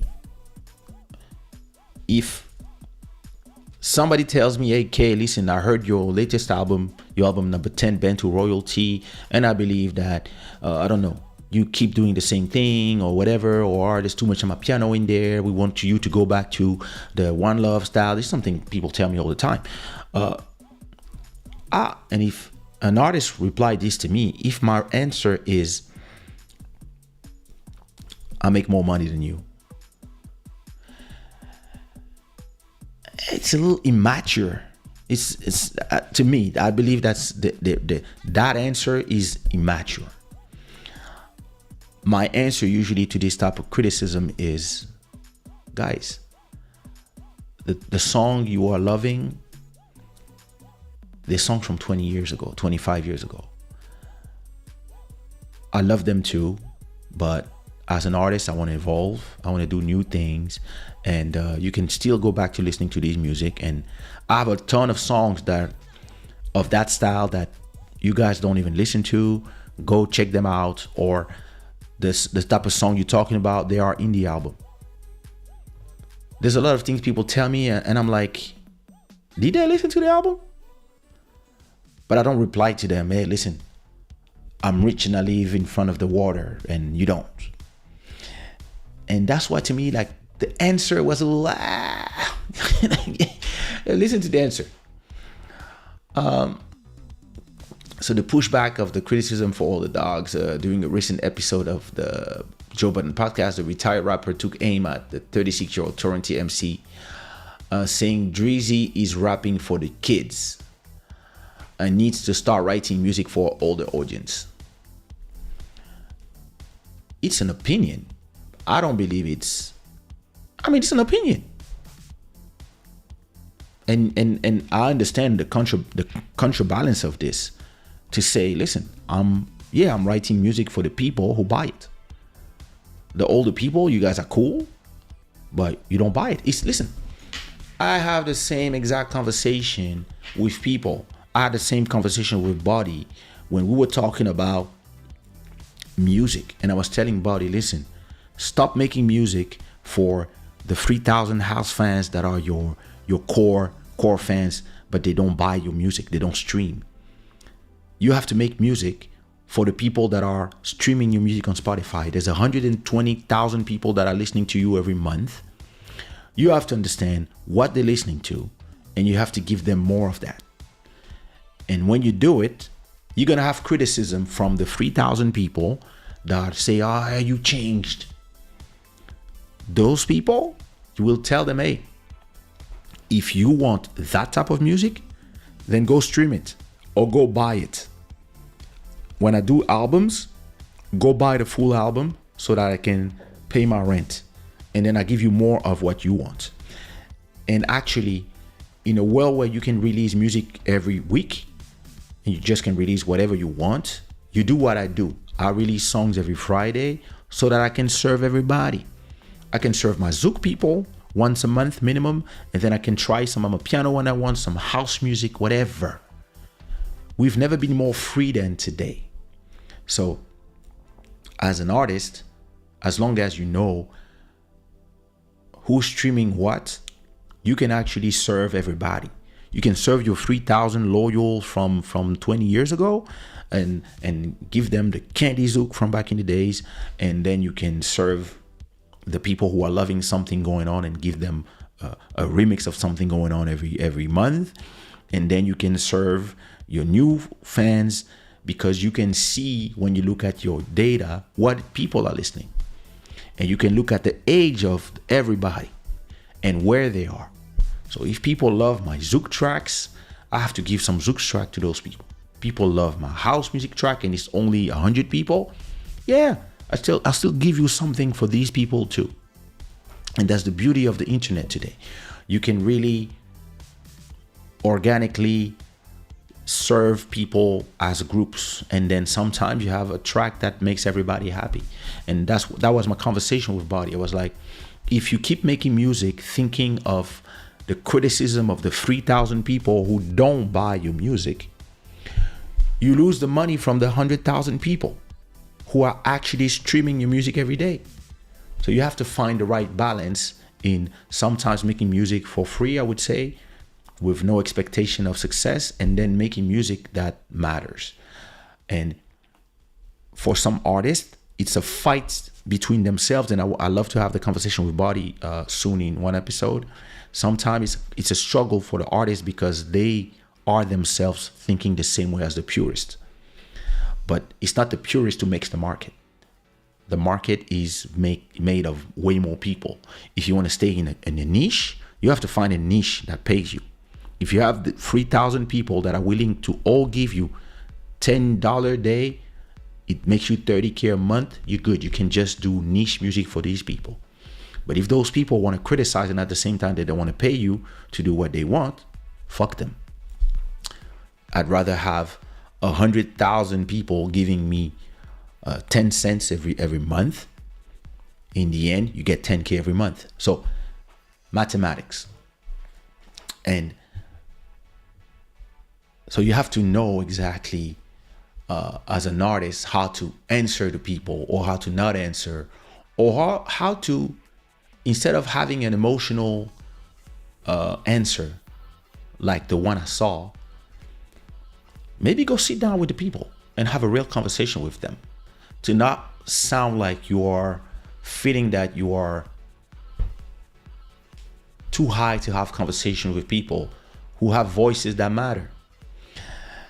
And so Joe say he rapping for the children, your dog.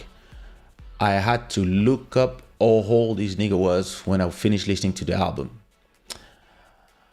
You're 36, your birthday in 20 days. Hey, listen, Joe Budden's gonna speak the way he talks. Stop doing music for these 25 years old, etc., etc. I want to hear adult Drake rapping for adult people. He's rapping for the kids, the streams, the accolades. He ain't trying to rap for me. And I accept that. He said, accept that. I mean, I can understand how this could bruise your ego a little bit, but I believe that is a constructive criticism. And I believe the answer could be, yeah, bro, I'm rapping for the streams. Listen, when I make music myself, I always ask myself the same question. Damn, I've been live for 2 hours. What's wrong with me? When I make music myself, I always ask myself, okay, this song, is it for the streams or is it for me? Or is it for my old fans or etc.? And that's the way I release projects. I have this EP coming where I want to do only Candy Zouk music, because it's a style that I invented, that people know it's my style. I'll do like 5 Candy Zook joints. And this is for my old fans from the beginning. I'm gonna do some songs for them, Candy Zook style.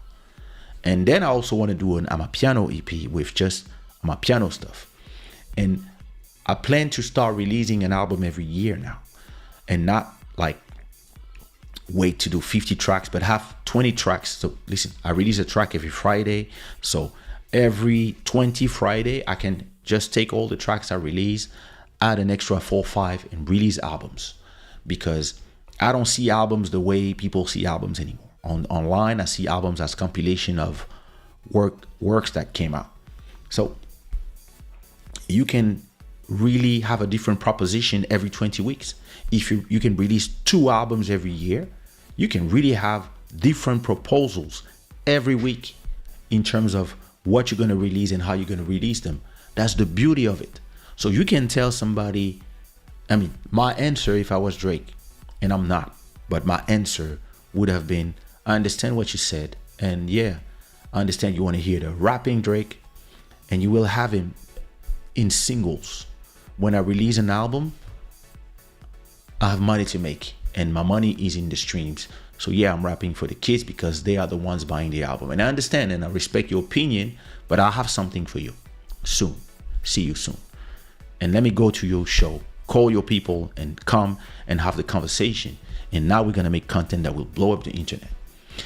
And understand, you Drake, you don't have to do all this, talk to the peasants.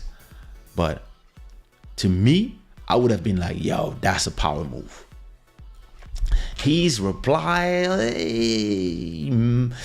it was a little, I mean, listen, the whole internet is happy. They have something to say. I believe that this was a little, I don't know. I wouldn't say weak, but the arguments were not that, listen, Joe Budden, you have failed at music. Oh, damn, these ads are. Okay. You have failed at music. You left it behind to do what you are doing in this clip because this is what actually pays your bills. For any artist watching this, just remember you are watching a failure give their opinion on his idea of a recipe for success. A quitter give their opinion on how to achieve longevity. Listen, I understand what he means. And it's kind of saying to people, listen, he's kind of telling somebody, listen, don't talk to me about how to make money in music when I know how to make money in music and you clearly don't. Because I'm winning and you didn't win. You quit that to become something else. Congrats for what you're doing now, but you're going to let me do my strategy. Listen, I had this conversation a lot when people tell me, yeah, you should do this, you should do that, you should stop doing this. And I'm like, listen, when I started doing albums with 40 or 50 songs, most people were telling me, there's too many songs. And me, I was telling people, listen, I got my strategy, and my strategy comes from years and years of analyzing data. And so, I understand exactly what Drake is saying. And at the same time, I understand also the point of view of the others. I just believe that this conversation would be the best Joe Budden podcast episode. That would be an amazing conversation of, hey, I believe, why don't you do this, and then you can answer. Because I believe this. Instead of the media circus, but it's the US. They love it. That's where the arguments for me, I mean, listen, I'm petty, so at the same time, I kind of, listen, he said you switch careers because the things that pop into your brain had you broke living shake to shake, and the raps you write at 450 men showing up to your shows in dusty and nicey jeans to screw up their face to Mood Music 29 and pretend you are great. Oh Lord. Please, to any artist that's doing what they feel is right, don't let these opinions affect your mindset after the fact. I do agree with him. This guy is the poster child of frustration and surrendering. You retired and we never hung up. You retired and we never hung up your jersey. We don't even remember your number. We know you for doing this. You withdrew from rap not because you accomplished all you need to. It's because it wasn't working for you. I never want anybody in a generation to think that the whole everybody is entitled to their opinion is a real thing. This is a man projecting his own self-hate and the fact that I did and continue to do everything he wanted to do for himself. If you need it, put in simpler terms, I own a 767. He owns a mother's house in the 973 and flies in first class in special occasions. To what Joe Budden responded, you'll grow up sooner or later. Father Time is undefeated.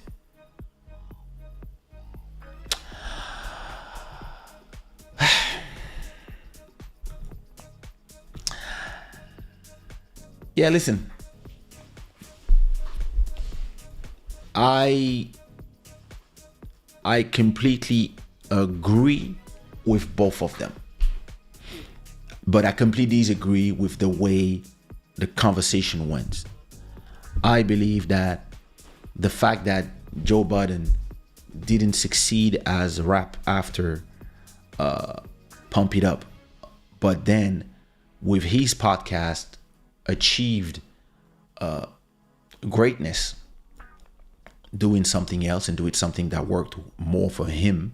And listen, I was never a fan of mood music. I was never a fan of Joe Budden personally as a rapper. He's a great rapper, but I mean, when I listen to his old music, it's not my thing.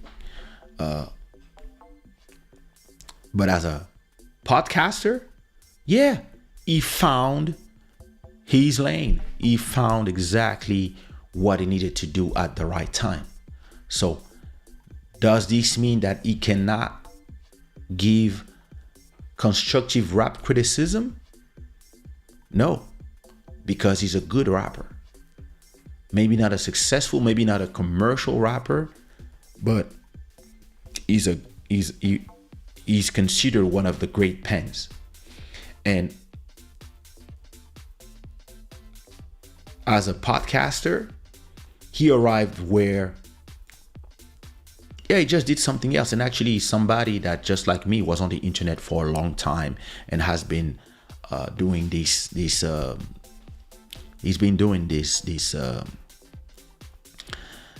podcast for years, and he's been on the internet doing this conversation for a long time. So actually, maybe success as a rapper was never for him, and actually success as a media personality, podcaster, commenter was actually the right lane for him. That's why, to me, the criticism of the arguments of yeah, listen, I am what you dreamt to be. That's a weak argument, but I understand it. And when I take it for me, for example, listen, I always wanted to be, when I was young, I wanted to be a rapper, and I really wanted to rap in English from France and make it out there as a rapper. And when my first album exploded and people started calling me Zouk artist or Kizomba artist or Compa artist, I was like, no, I'm a rapper. But as time continued and I became a pillar of Afro-Caribbean music, I started assuming my position, and then I started being also a record label exec, and I started really like becoming part of the culture, and I started becoming the pride of Africa and the West Indies. Then I started like, okay, maybe my mission was not what I wanted. Maybe I had to realize, oh, this is my mission. And now that I'm having my show here, people could say, oh, it's because you felt that rap. No, it's because what my destiny was this one. And now that I became super successful at music in a way that is completely not what I wanted when I was young. It just took me somewhere else. If I criticize a rap album or anything, something that has nothing to do with whatever, somebody cannot tell me, oh yeah, you failed at rap, so you cannot talk as if I don't know nothing about rap. Because listen, I rap with Wu-Tang and I've been in studio with all these people, all these French rappers. Like, I know what I'm talking about. Because I'm famous in there doesn't mean that I don't know what I'm talking about here. And that's why I understand what Drake says, but at the same time, I believe that his argument, when it comes to the second part of his argument about hey, nobody can say shit because I have a plane and you don't. That's where I think it's weak a little bit. Where I agree with him is when he says, listen, never let other people sway you off of your path with their commentary. On this, I completely agree. And if I was Drake, I wouldn't have at Joe Budden for that. I would have just had these things just like that. Just that. Listen, everybody out there listening, do what you have to do, because this is exactly how I've been doing my career.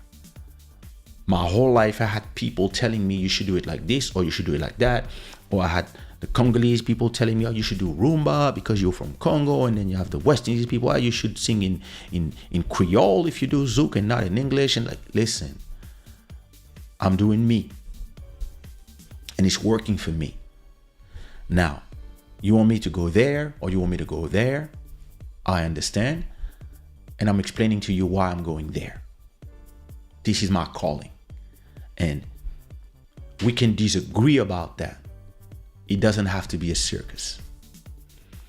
And you have no idea the amount of time that people tell me you should do this. Like, listen, with something going on reaching 25 million streams and 10 billion streams on TikTok, I got a lot of people telling me what I should do. A lot of people. They come out everywhere telling me, oh, you should do this, or you should have done that. Hey, I would have. And me, yeah, I tell them, I didn't arrive here with your help. So now you're all arriving with ideas, and I don't need your ideas. Not at all. I don't care about none of y'all. Interesting conversations. Listen, I'm listening to opinions, but I take them as opinions. A lot of people tell me all the time, yeah, you should do songs like One Love. And I have an answer for these people. The reason why your argument is invalid is because I have 20 songs like One Love. And when you tell me you should do them, I can just give you the 19 links of the other songs that I did just like One Love the last 20 years. Here they are. Why are you telling me I should do a song like One Love when they're here? Because you don't listen to it. You don't listen to my music. You just come out of nowhere with an argument, and then you didn't do your homework before talking. Happens to me all the time, but it doesn't frustrate me. And my answer is like, yeah, oh yeah, good. Here it is. Oh, I didn't know about that song. Yeah, there you go. Or, yeah, but it's not the same thing. This means that you want me to give you the same emotion as back in the days, but I can't, because back in the days you were falling in love for the first time. Now you fell in love for the 10th time. It's not the same thing. I understand it, and that's why, I found that it was a little too much. But I completely agree with what Drake said here when he said, don't ever let nobody give you your blueprint. No, listen. I'm about to surpass Michael Jackson in terms of how many number ones I did, and this. Listen, this is what I'm doing. And listen, if You too old to understand it. All good. But this is where I'm going. And I understand that you would want me to do this non-commercial, cater to the rap people and stuff. I understand. You want me to go to that direction because this is what you like. But me, I can do all these things. And this reminds me of a conversation I had with one of my mentors in 1998. He was telling me, you are going in too many directions at the same time. You should pick one direction and do it well. Instead of doing 10% of 10 things, you should be able to do one thing and do 100% of that. So concentrate on that one thing. And me, in my head, I was like, I want to do these 10 things.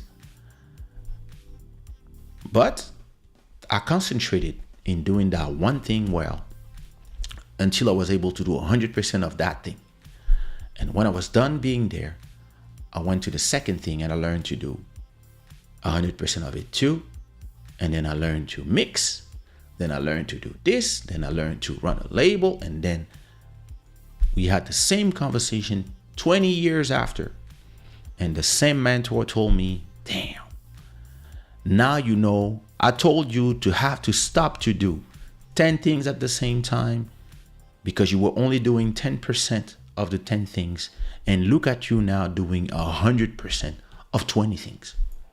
And I was like, yeah, that's me. And he was like, you different, bro. I was like, thanks, but it's thanks to you that I learned to process myself and to understand that, listen, when you build different, when you're on that genius level in terms of creativity, you have to understand what people are telling you, because you're not by yourself. You're working for the market, you're working for the people. But then you have to then understand that you have to be able to give to the market something that is comestible to them.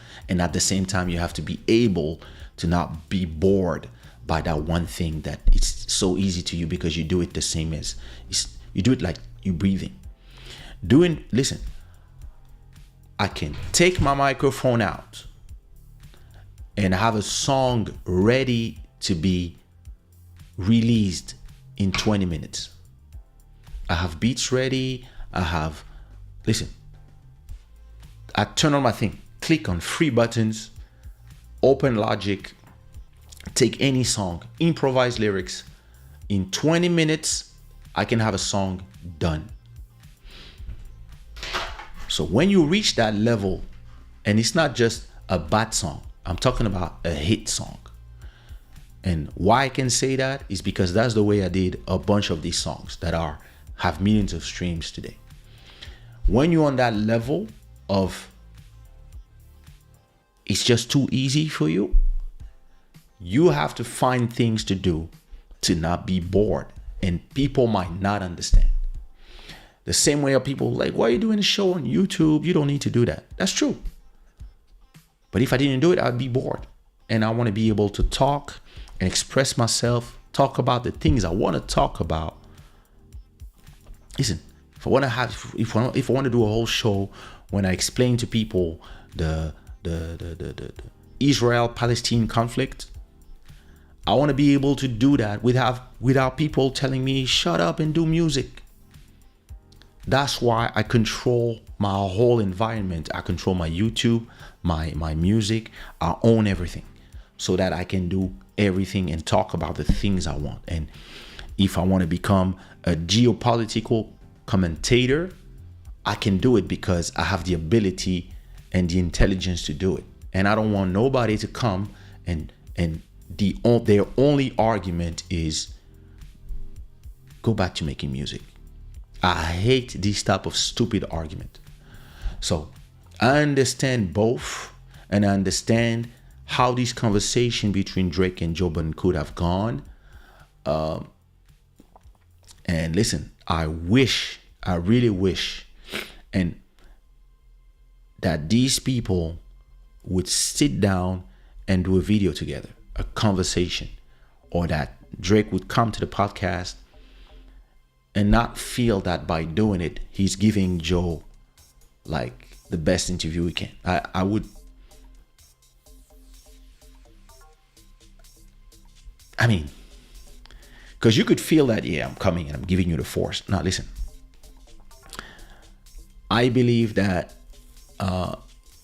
Drake got, unless he's just doing this for the promotion, I believe that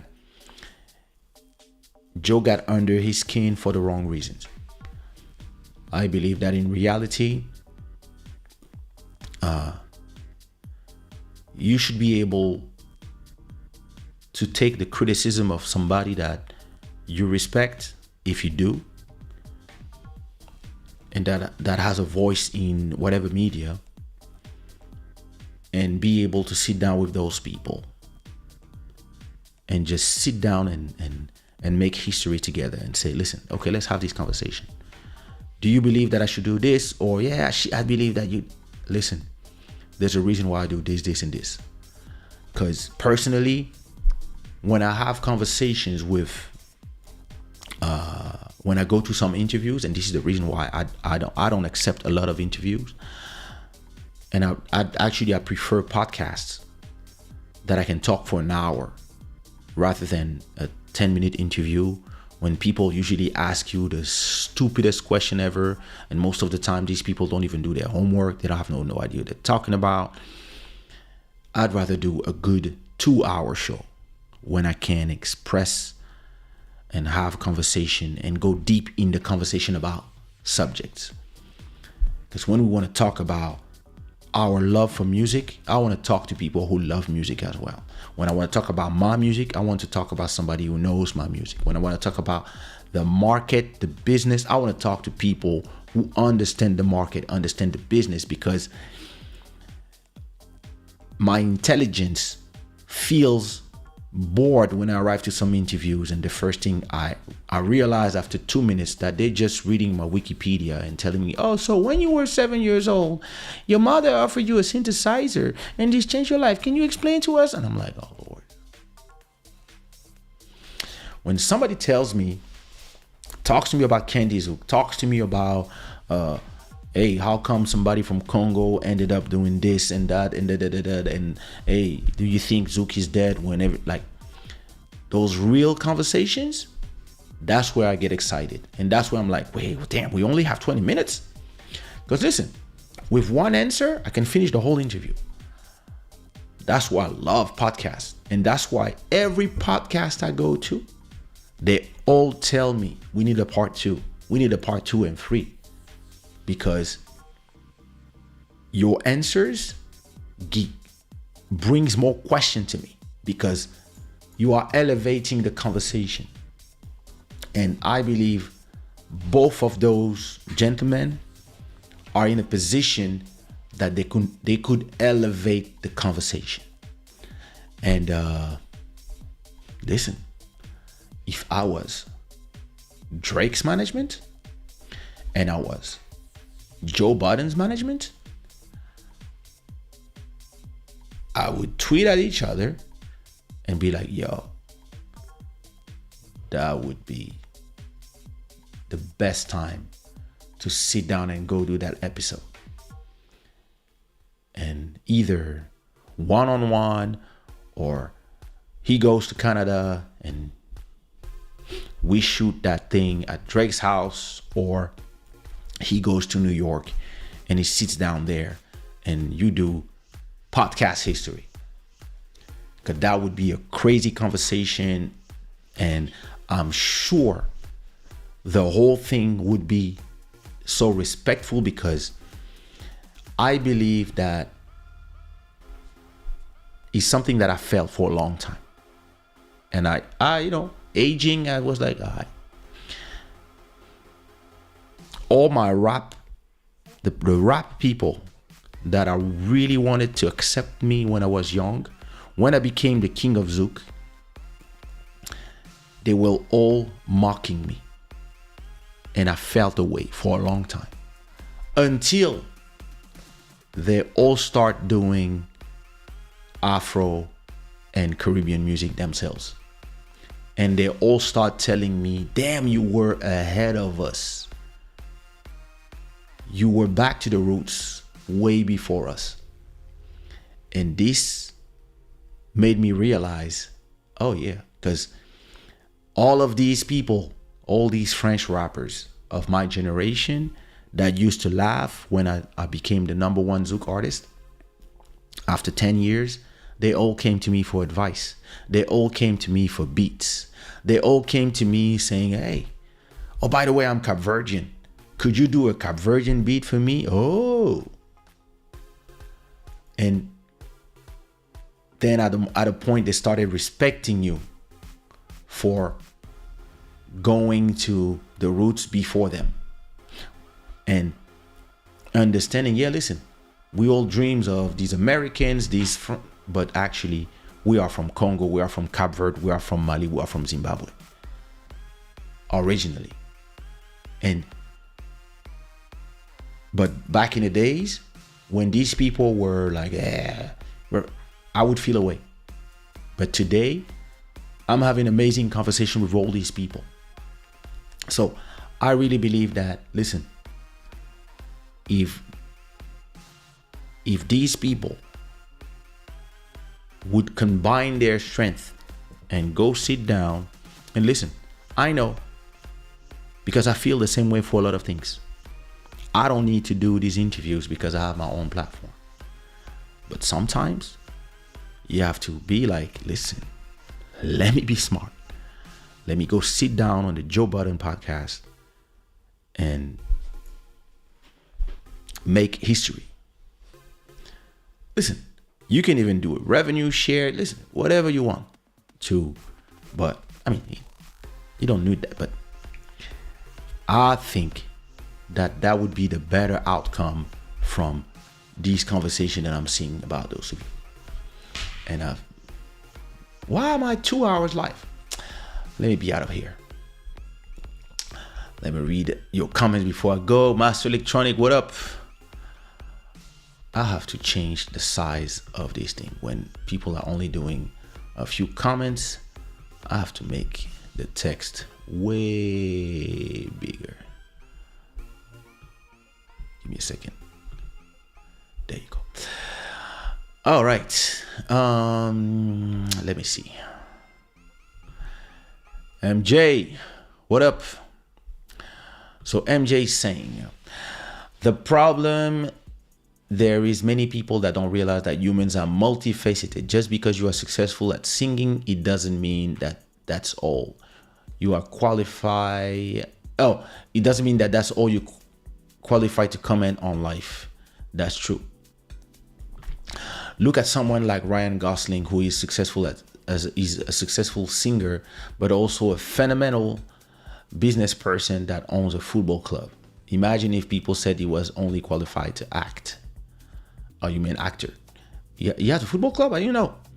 Listen, it's the same thing. Listen, people love to put people in a box. That's humans for you. Hanan is saying that what is important, love what you do. That is true. You have to love what you do. MJ is saying, I don't even like Joe Budden like that, but Joe Budden is, I love to listen to his podcast when I'm jogging, but Joe Budden is successful at music and podcasting. I would say more podcasting than music. Many people have tried podcasting thinking it was easy and failed, even with money. That is true. He's great at podcasting. I have outgrown Drake's music now. I couldn't even listen to half of it, but I always have his old records to listen to, and I love them. The music he's making is for the young kids that like it. I mean, listen.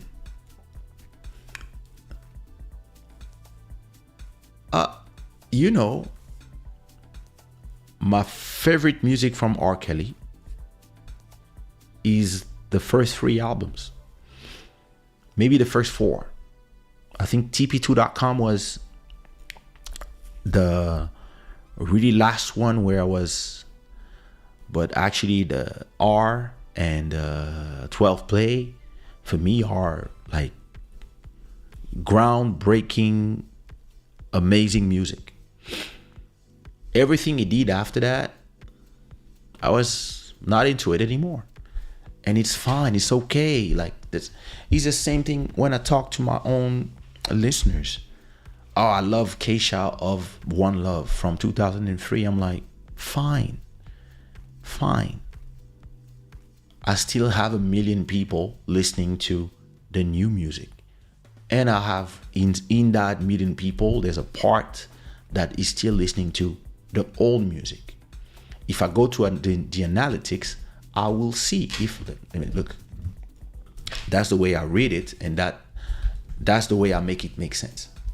Let me go to Spotify for artists and show you. When I look at,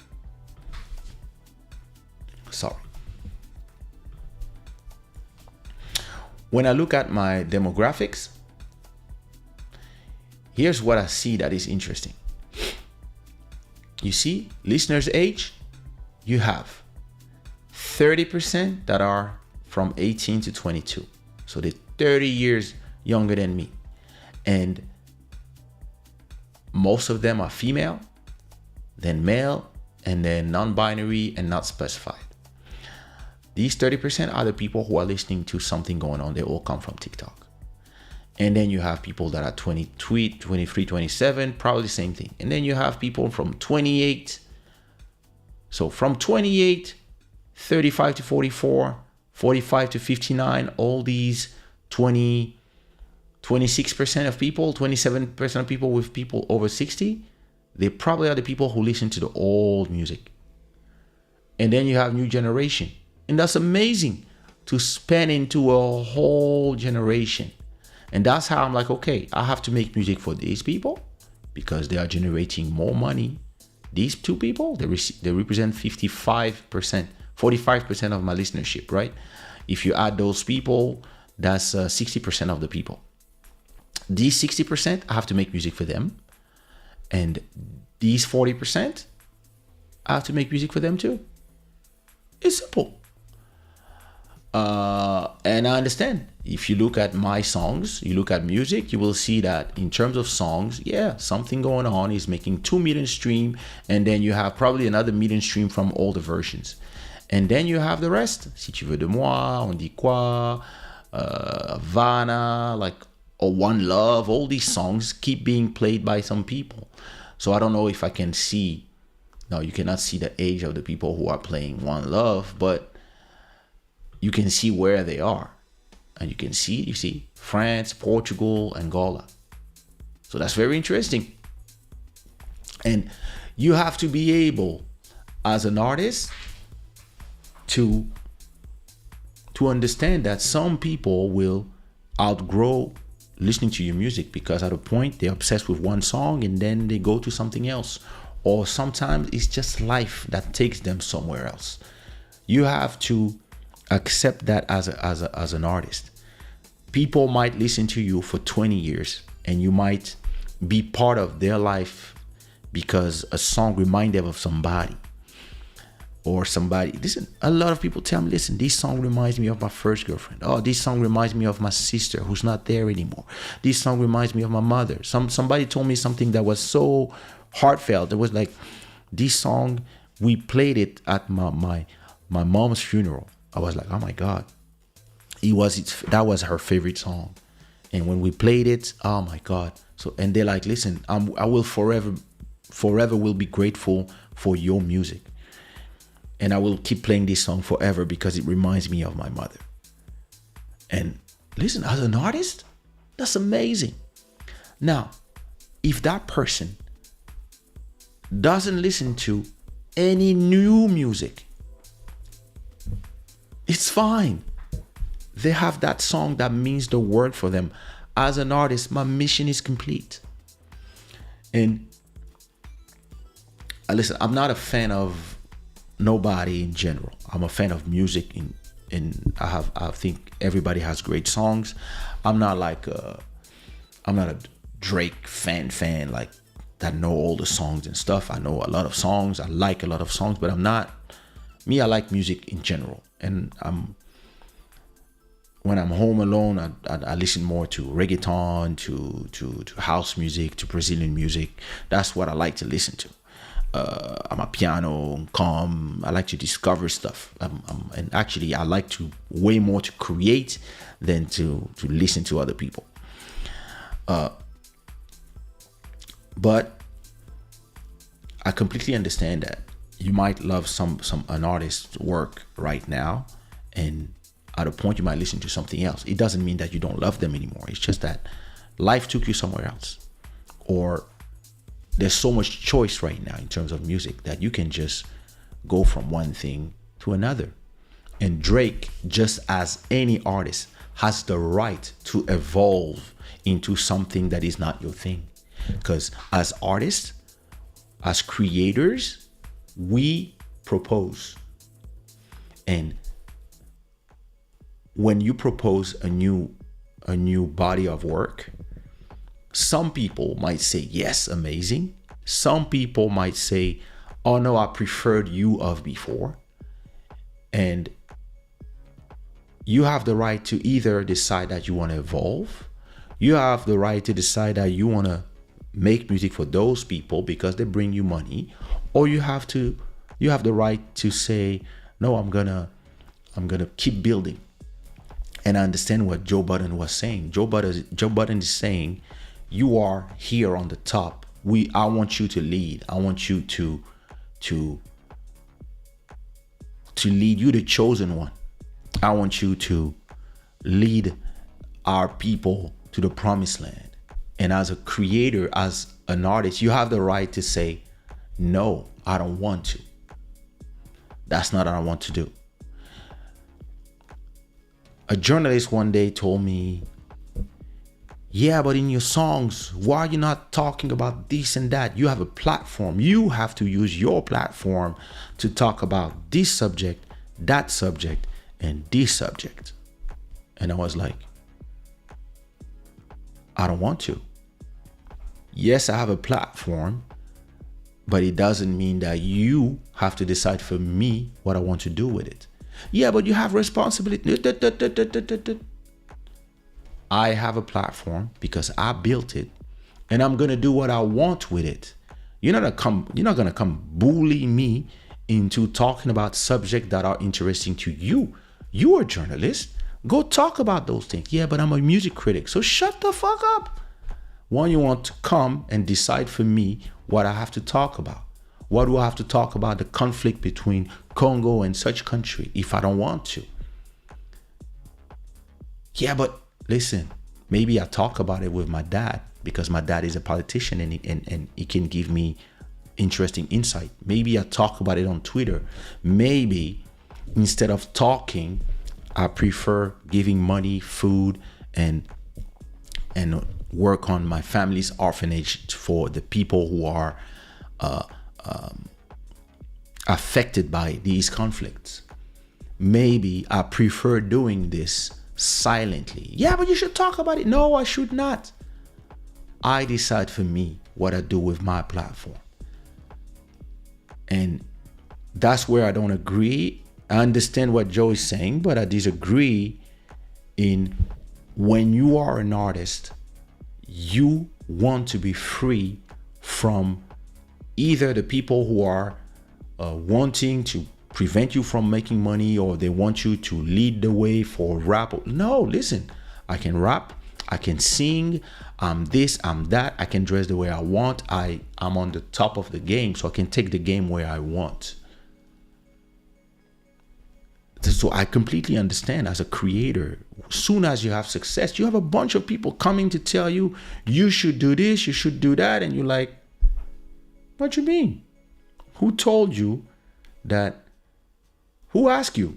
Who told you that you should tell me what I should do? Where you yourself,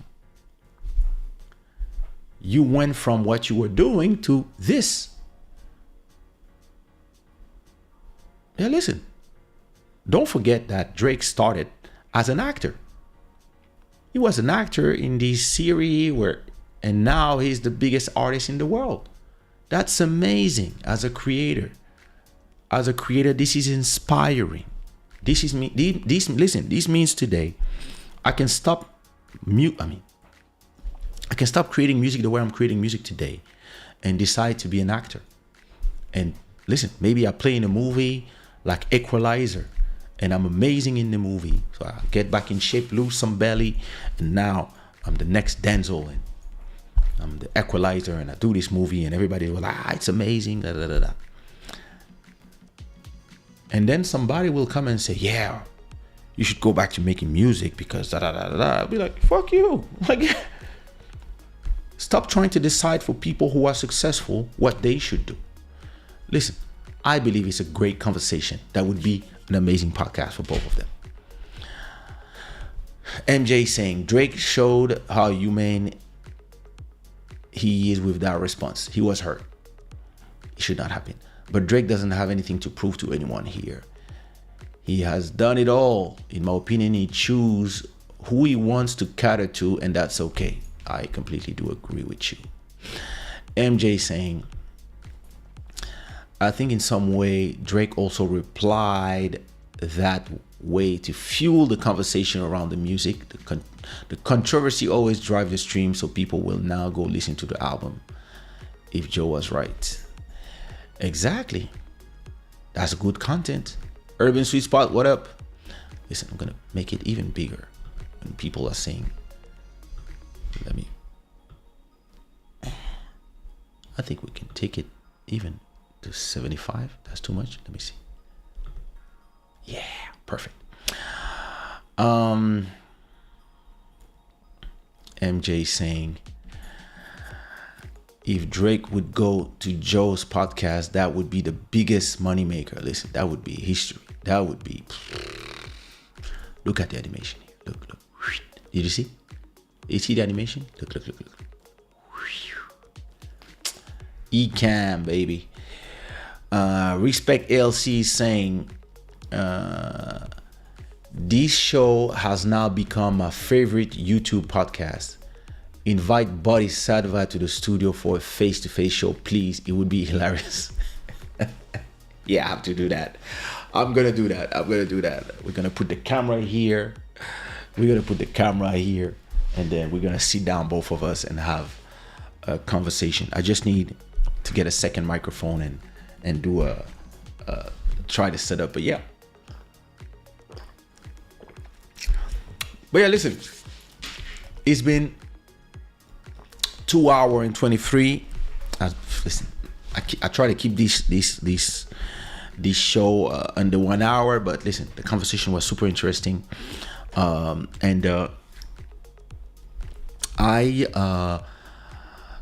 found a way. Before I go,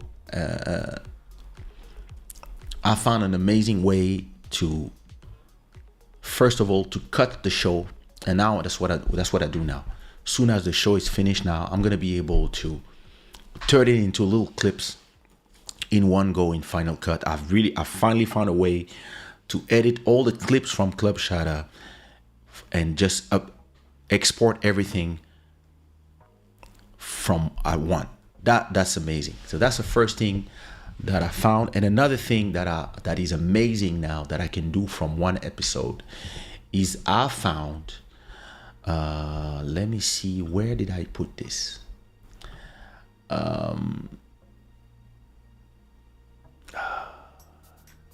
Listen, I found an app, and I'm going to put the link in the description because I'm going to use it. Thanks a lot, Free.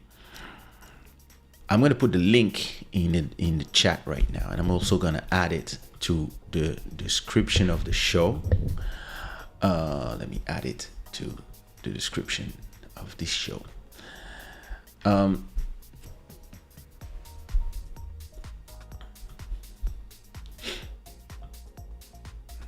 Please, online backups. Okay, I'll add it to the end of this show. Actually, I have to add this to the end of every show, but it's called Clap. And listen, it is amazing. I was shocked at what this does. You take a link, right? You take a link straight from your YouTube video or any YouTube video, I guess, and it will turn it into a short video via AI. It will choose the right place and it will propose you 10 videos. So look, when I was trying this, I tried and I paid 1 year straight.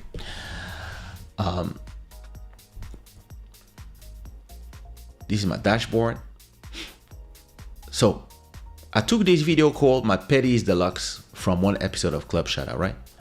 And I just copied a link of my YouTube here, but you can also put a video. And from this video, it generated by itself 6 videos that I already posted. And it generated videos with a lot of subtitles and everything, with transcript of what you say and titles. And then all you have to do is download them. You can edit them, of course, if you want to change the where the text is, etc., the font, all that stuff. You can, of course, edit the captions. And it gave me, see, 6 videos from a 20-minute video. Now imagine after doing an episode like just now, right? Soon as I finish doing my video, look, let's bring back accountability, same thing. I put a video and then it gives you 1-minute videos by itself. And it knows, it reads, and it AI generates titles, and it finds the right place in your to create clips. So you don't even need an assistant. This is crazy. And so what I'm gonna do now is, as soon as I'm done with this episode, what I'm gonna do is I'm gonna take the link of the show like this, close, and then I'm just gonna paste it here. You see? And then it's gonna generate me a bunch of clips that I'm gonna be able to use tomorrow. And this changes everything for me because it makes me go so fast in creating content. Another thing that is amazing that I found is something that maybe I will explain in the next episode, is how to cut after doing an episode of Club Shada. How I understood how to now use compound clips on Final Cut to just create quickly from one episode in 10 minutes. And I'm going to do it now when I finish the episode. Way to just cut all the clips that I'm going to use on YouTube, the 8-minute, 10 minutes clips from this show that I just did, and cut them quick in, and then export all the videos at once. Since I understood how to do these two things, it's over. Now I would love to find a way to do the same thing that I do with Clap, using the same AI stuff. Just after I finish the episode, I just put it there, and then it just gives me a bunch of extract without subtitles and stuff. That would be amazing.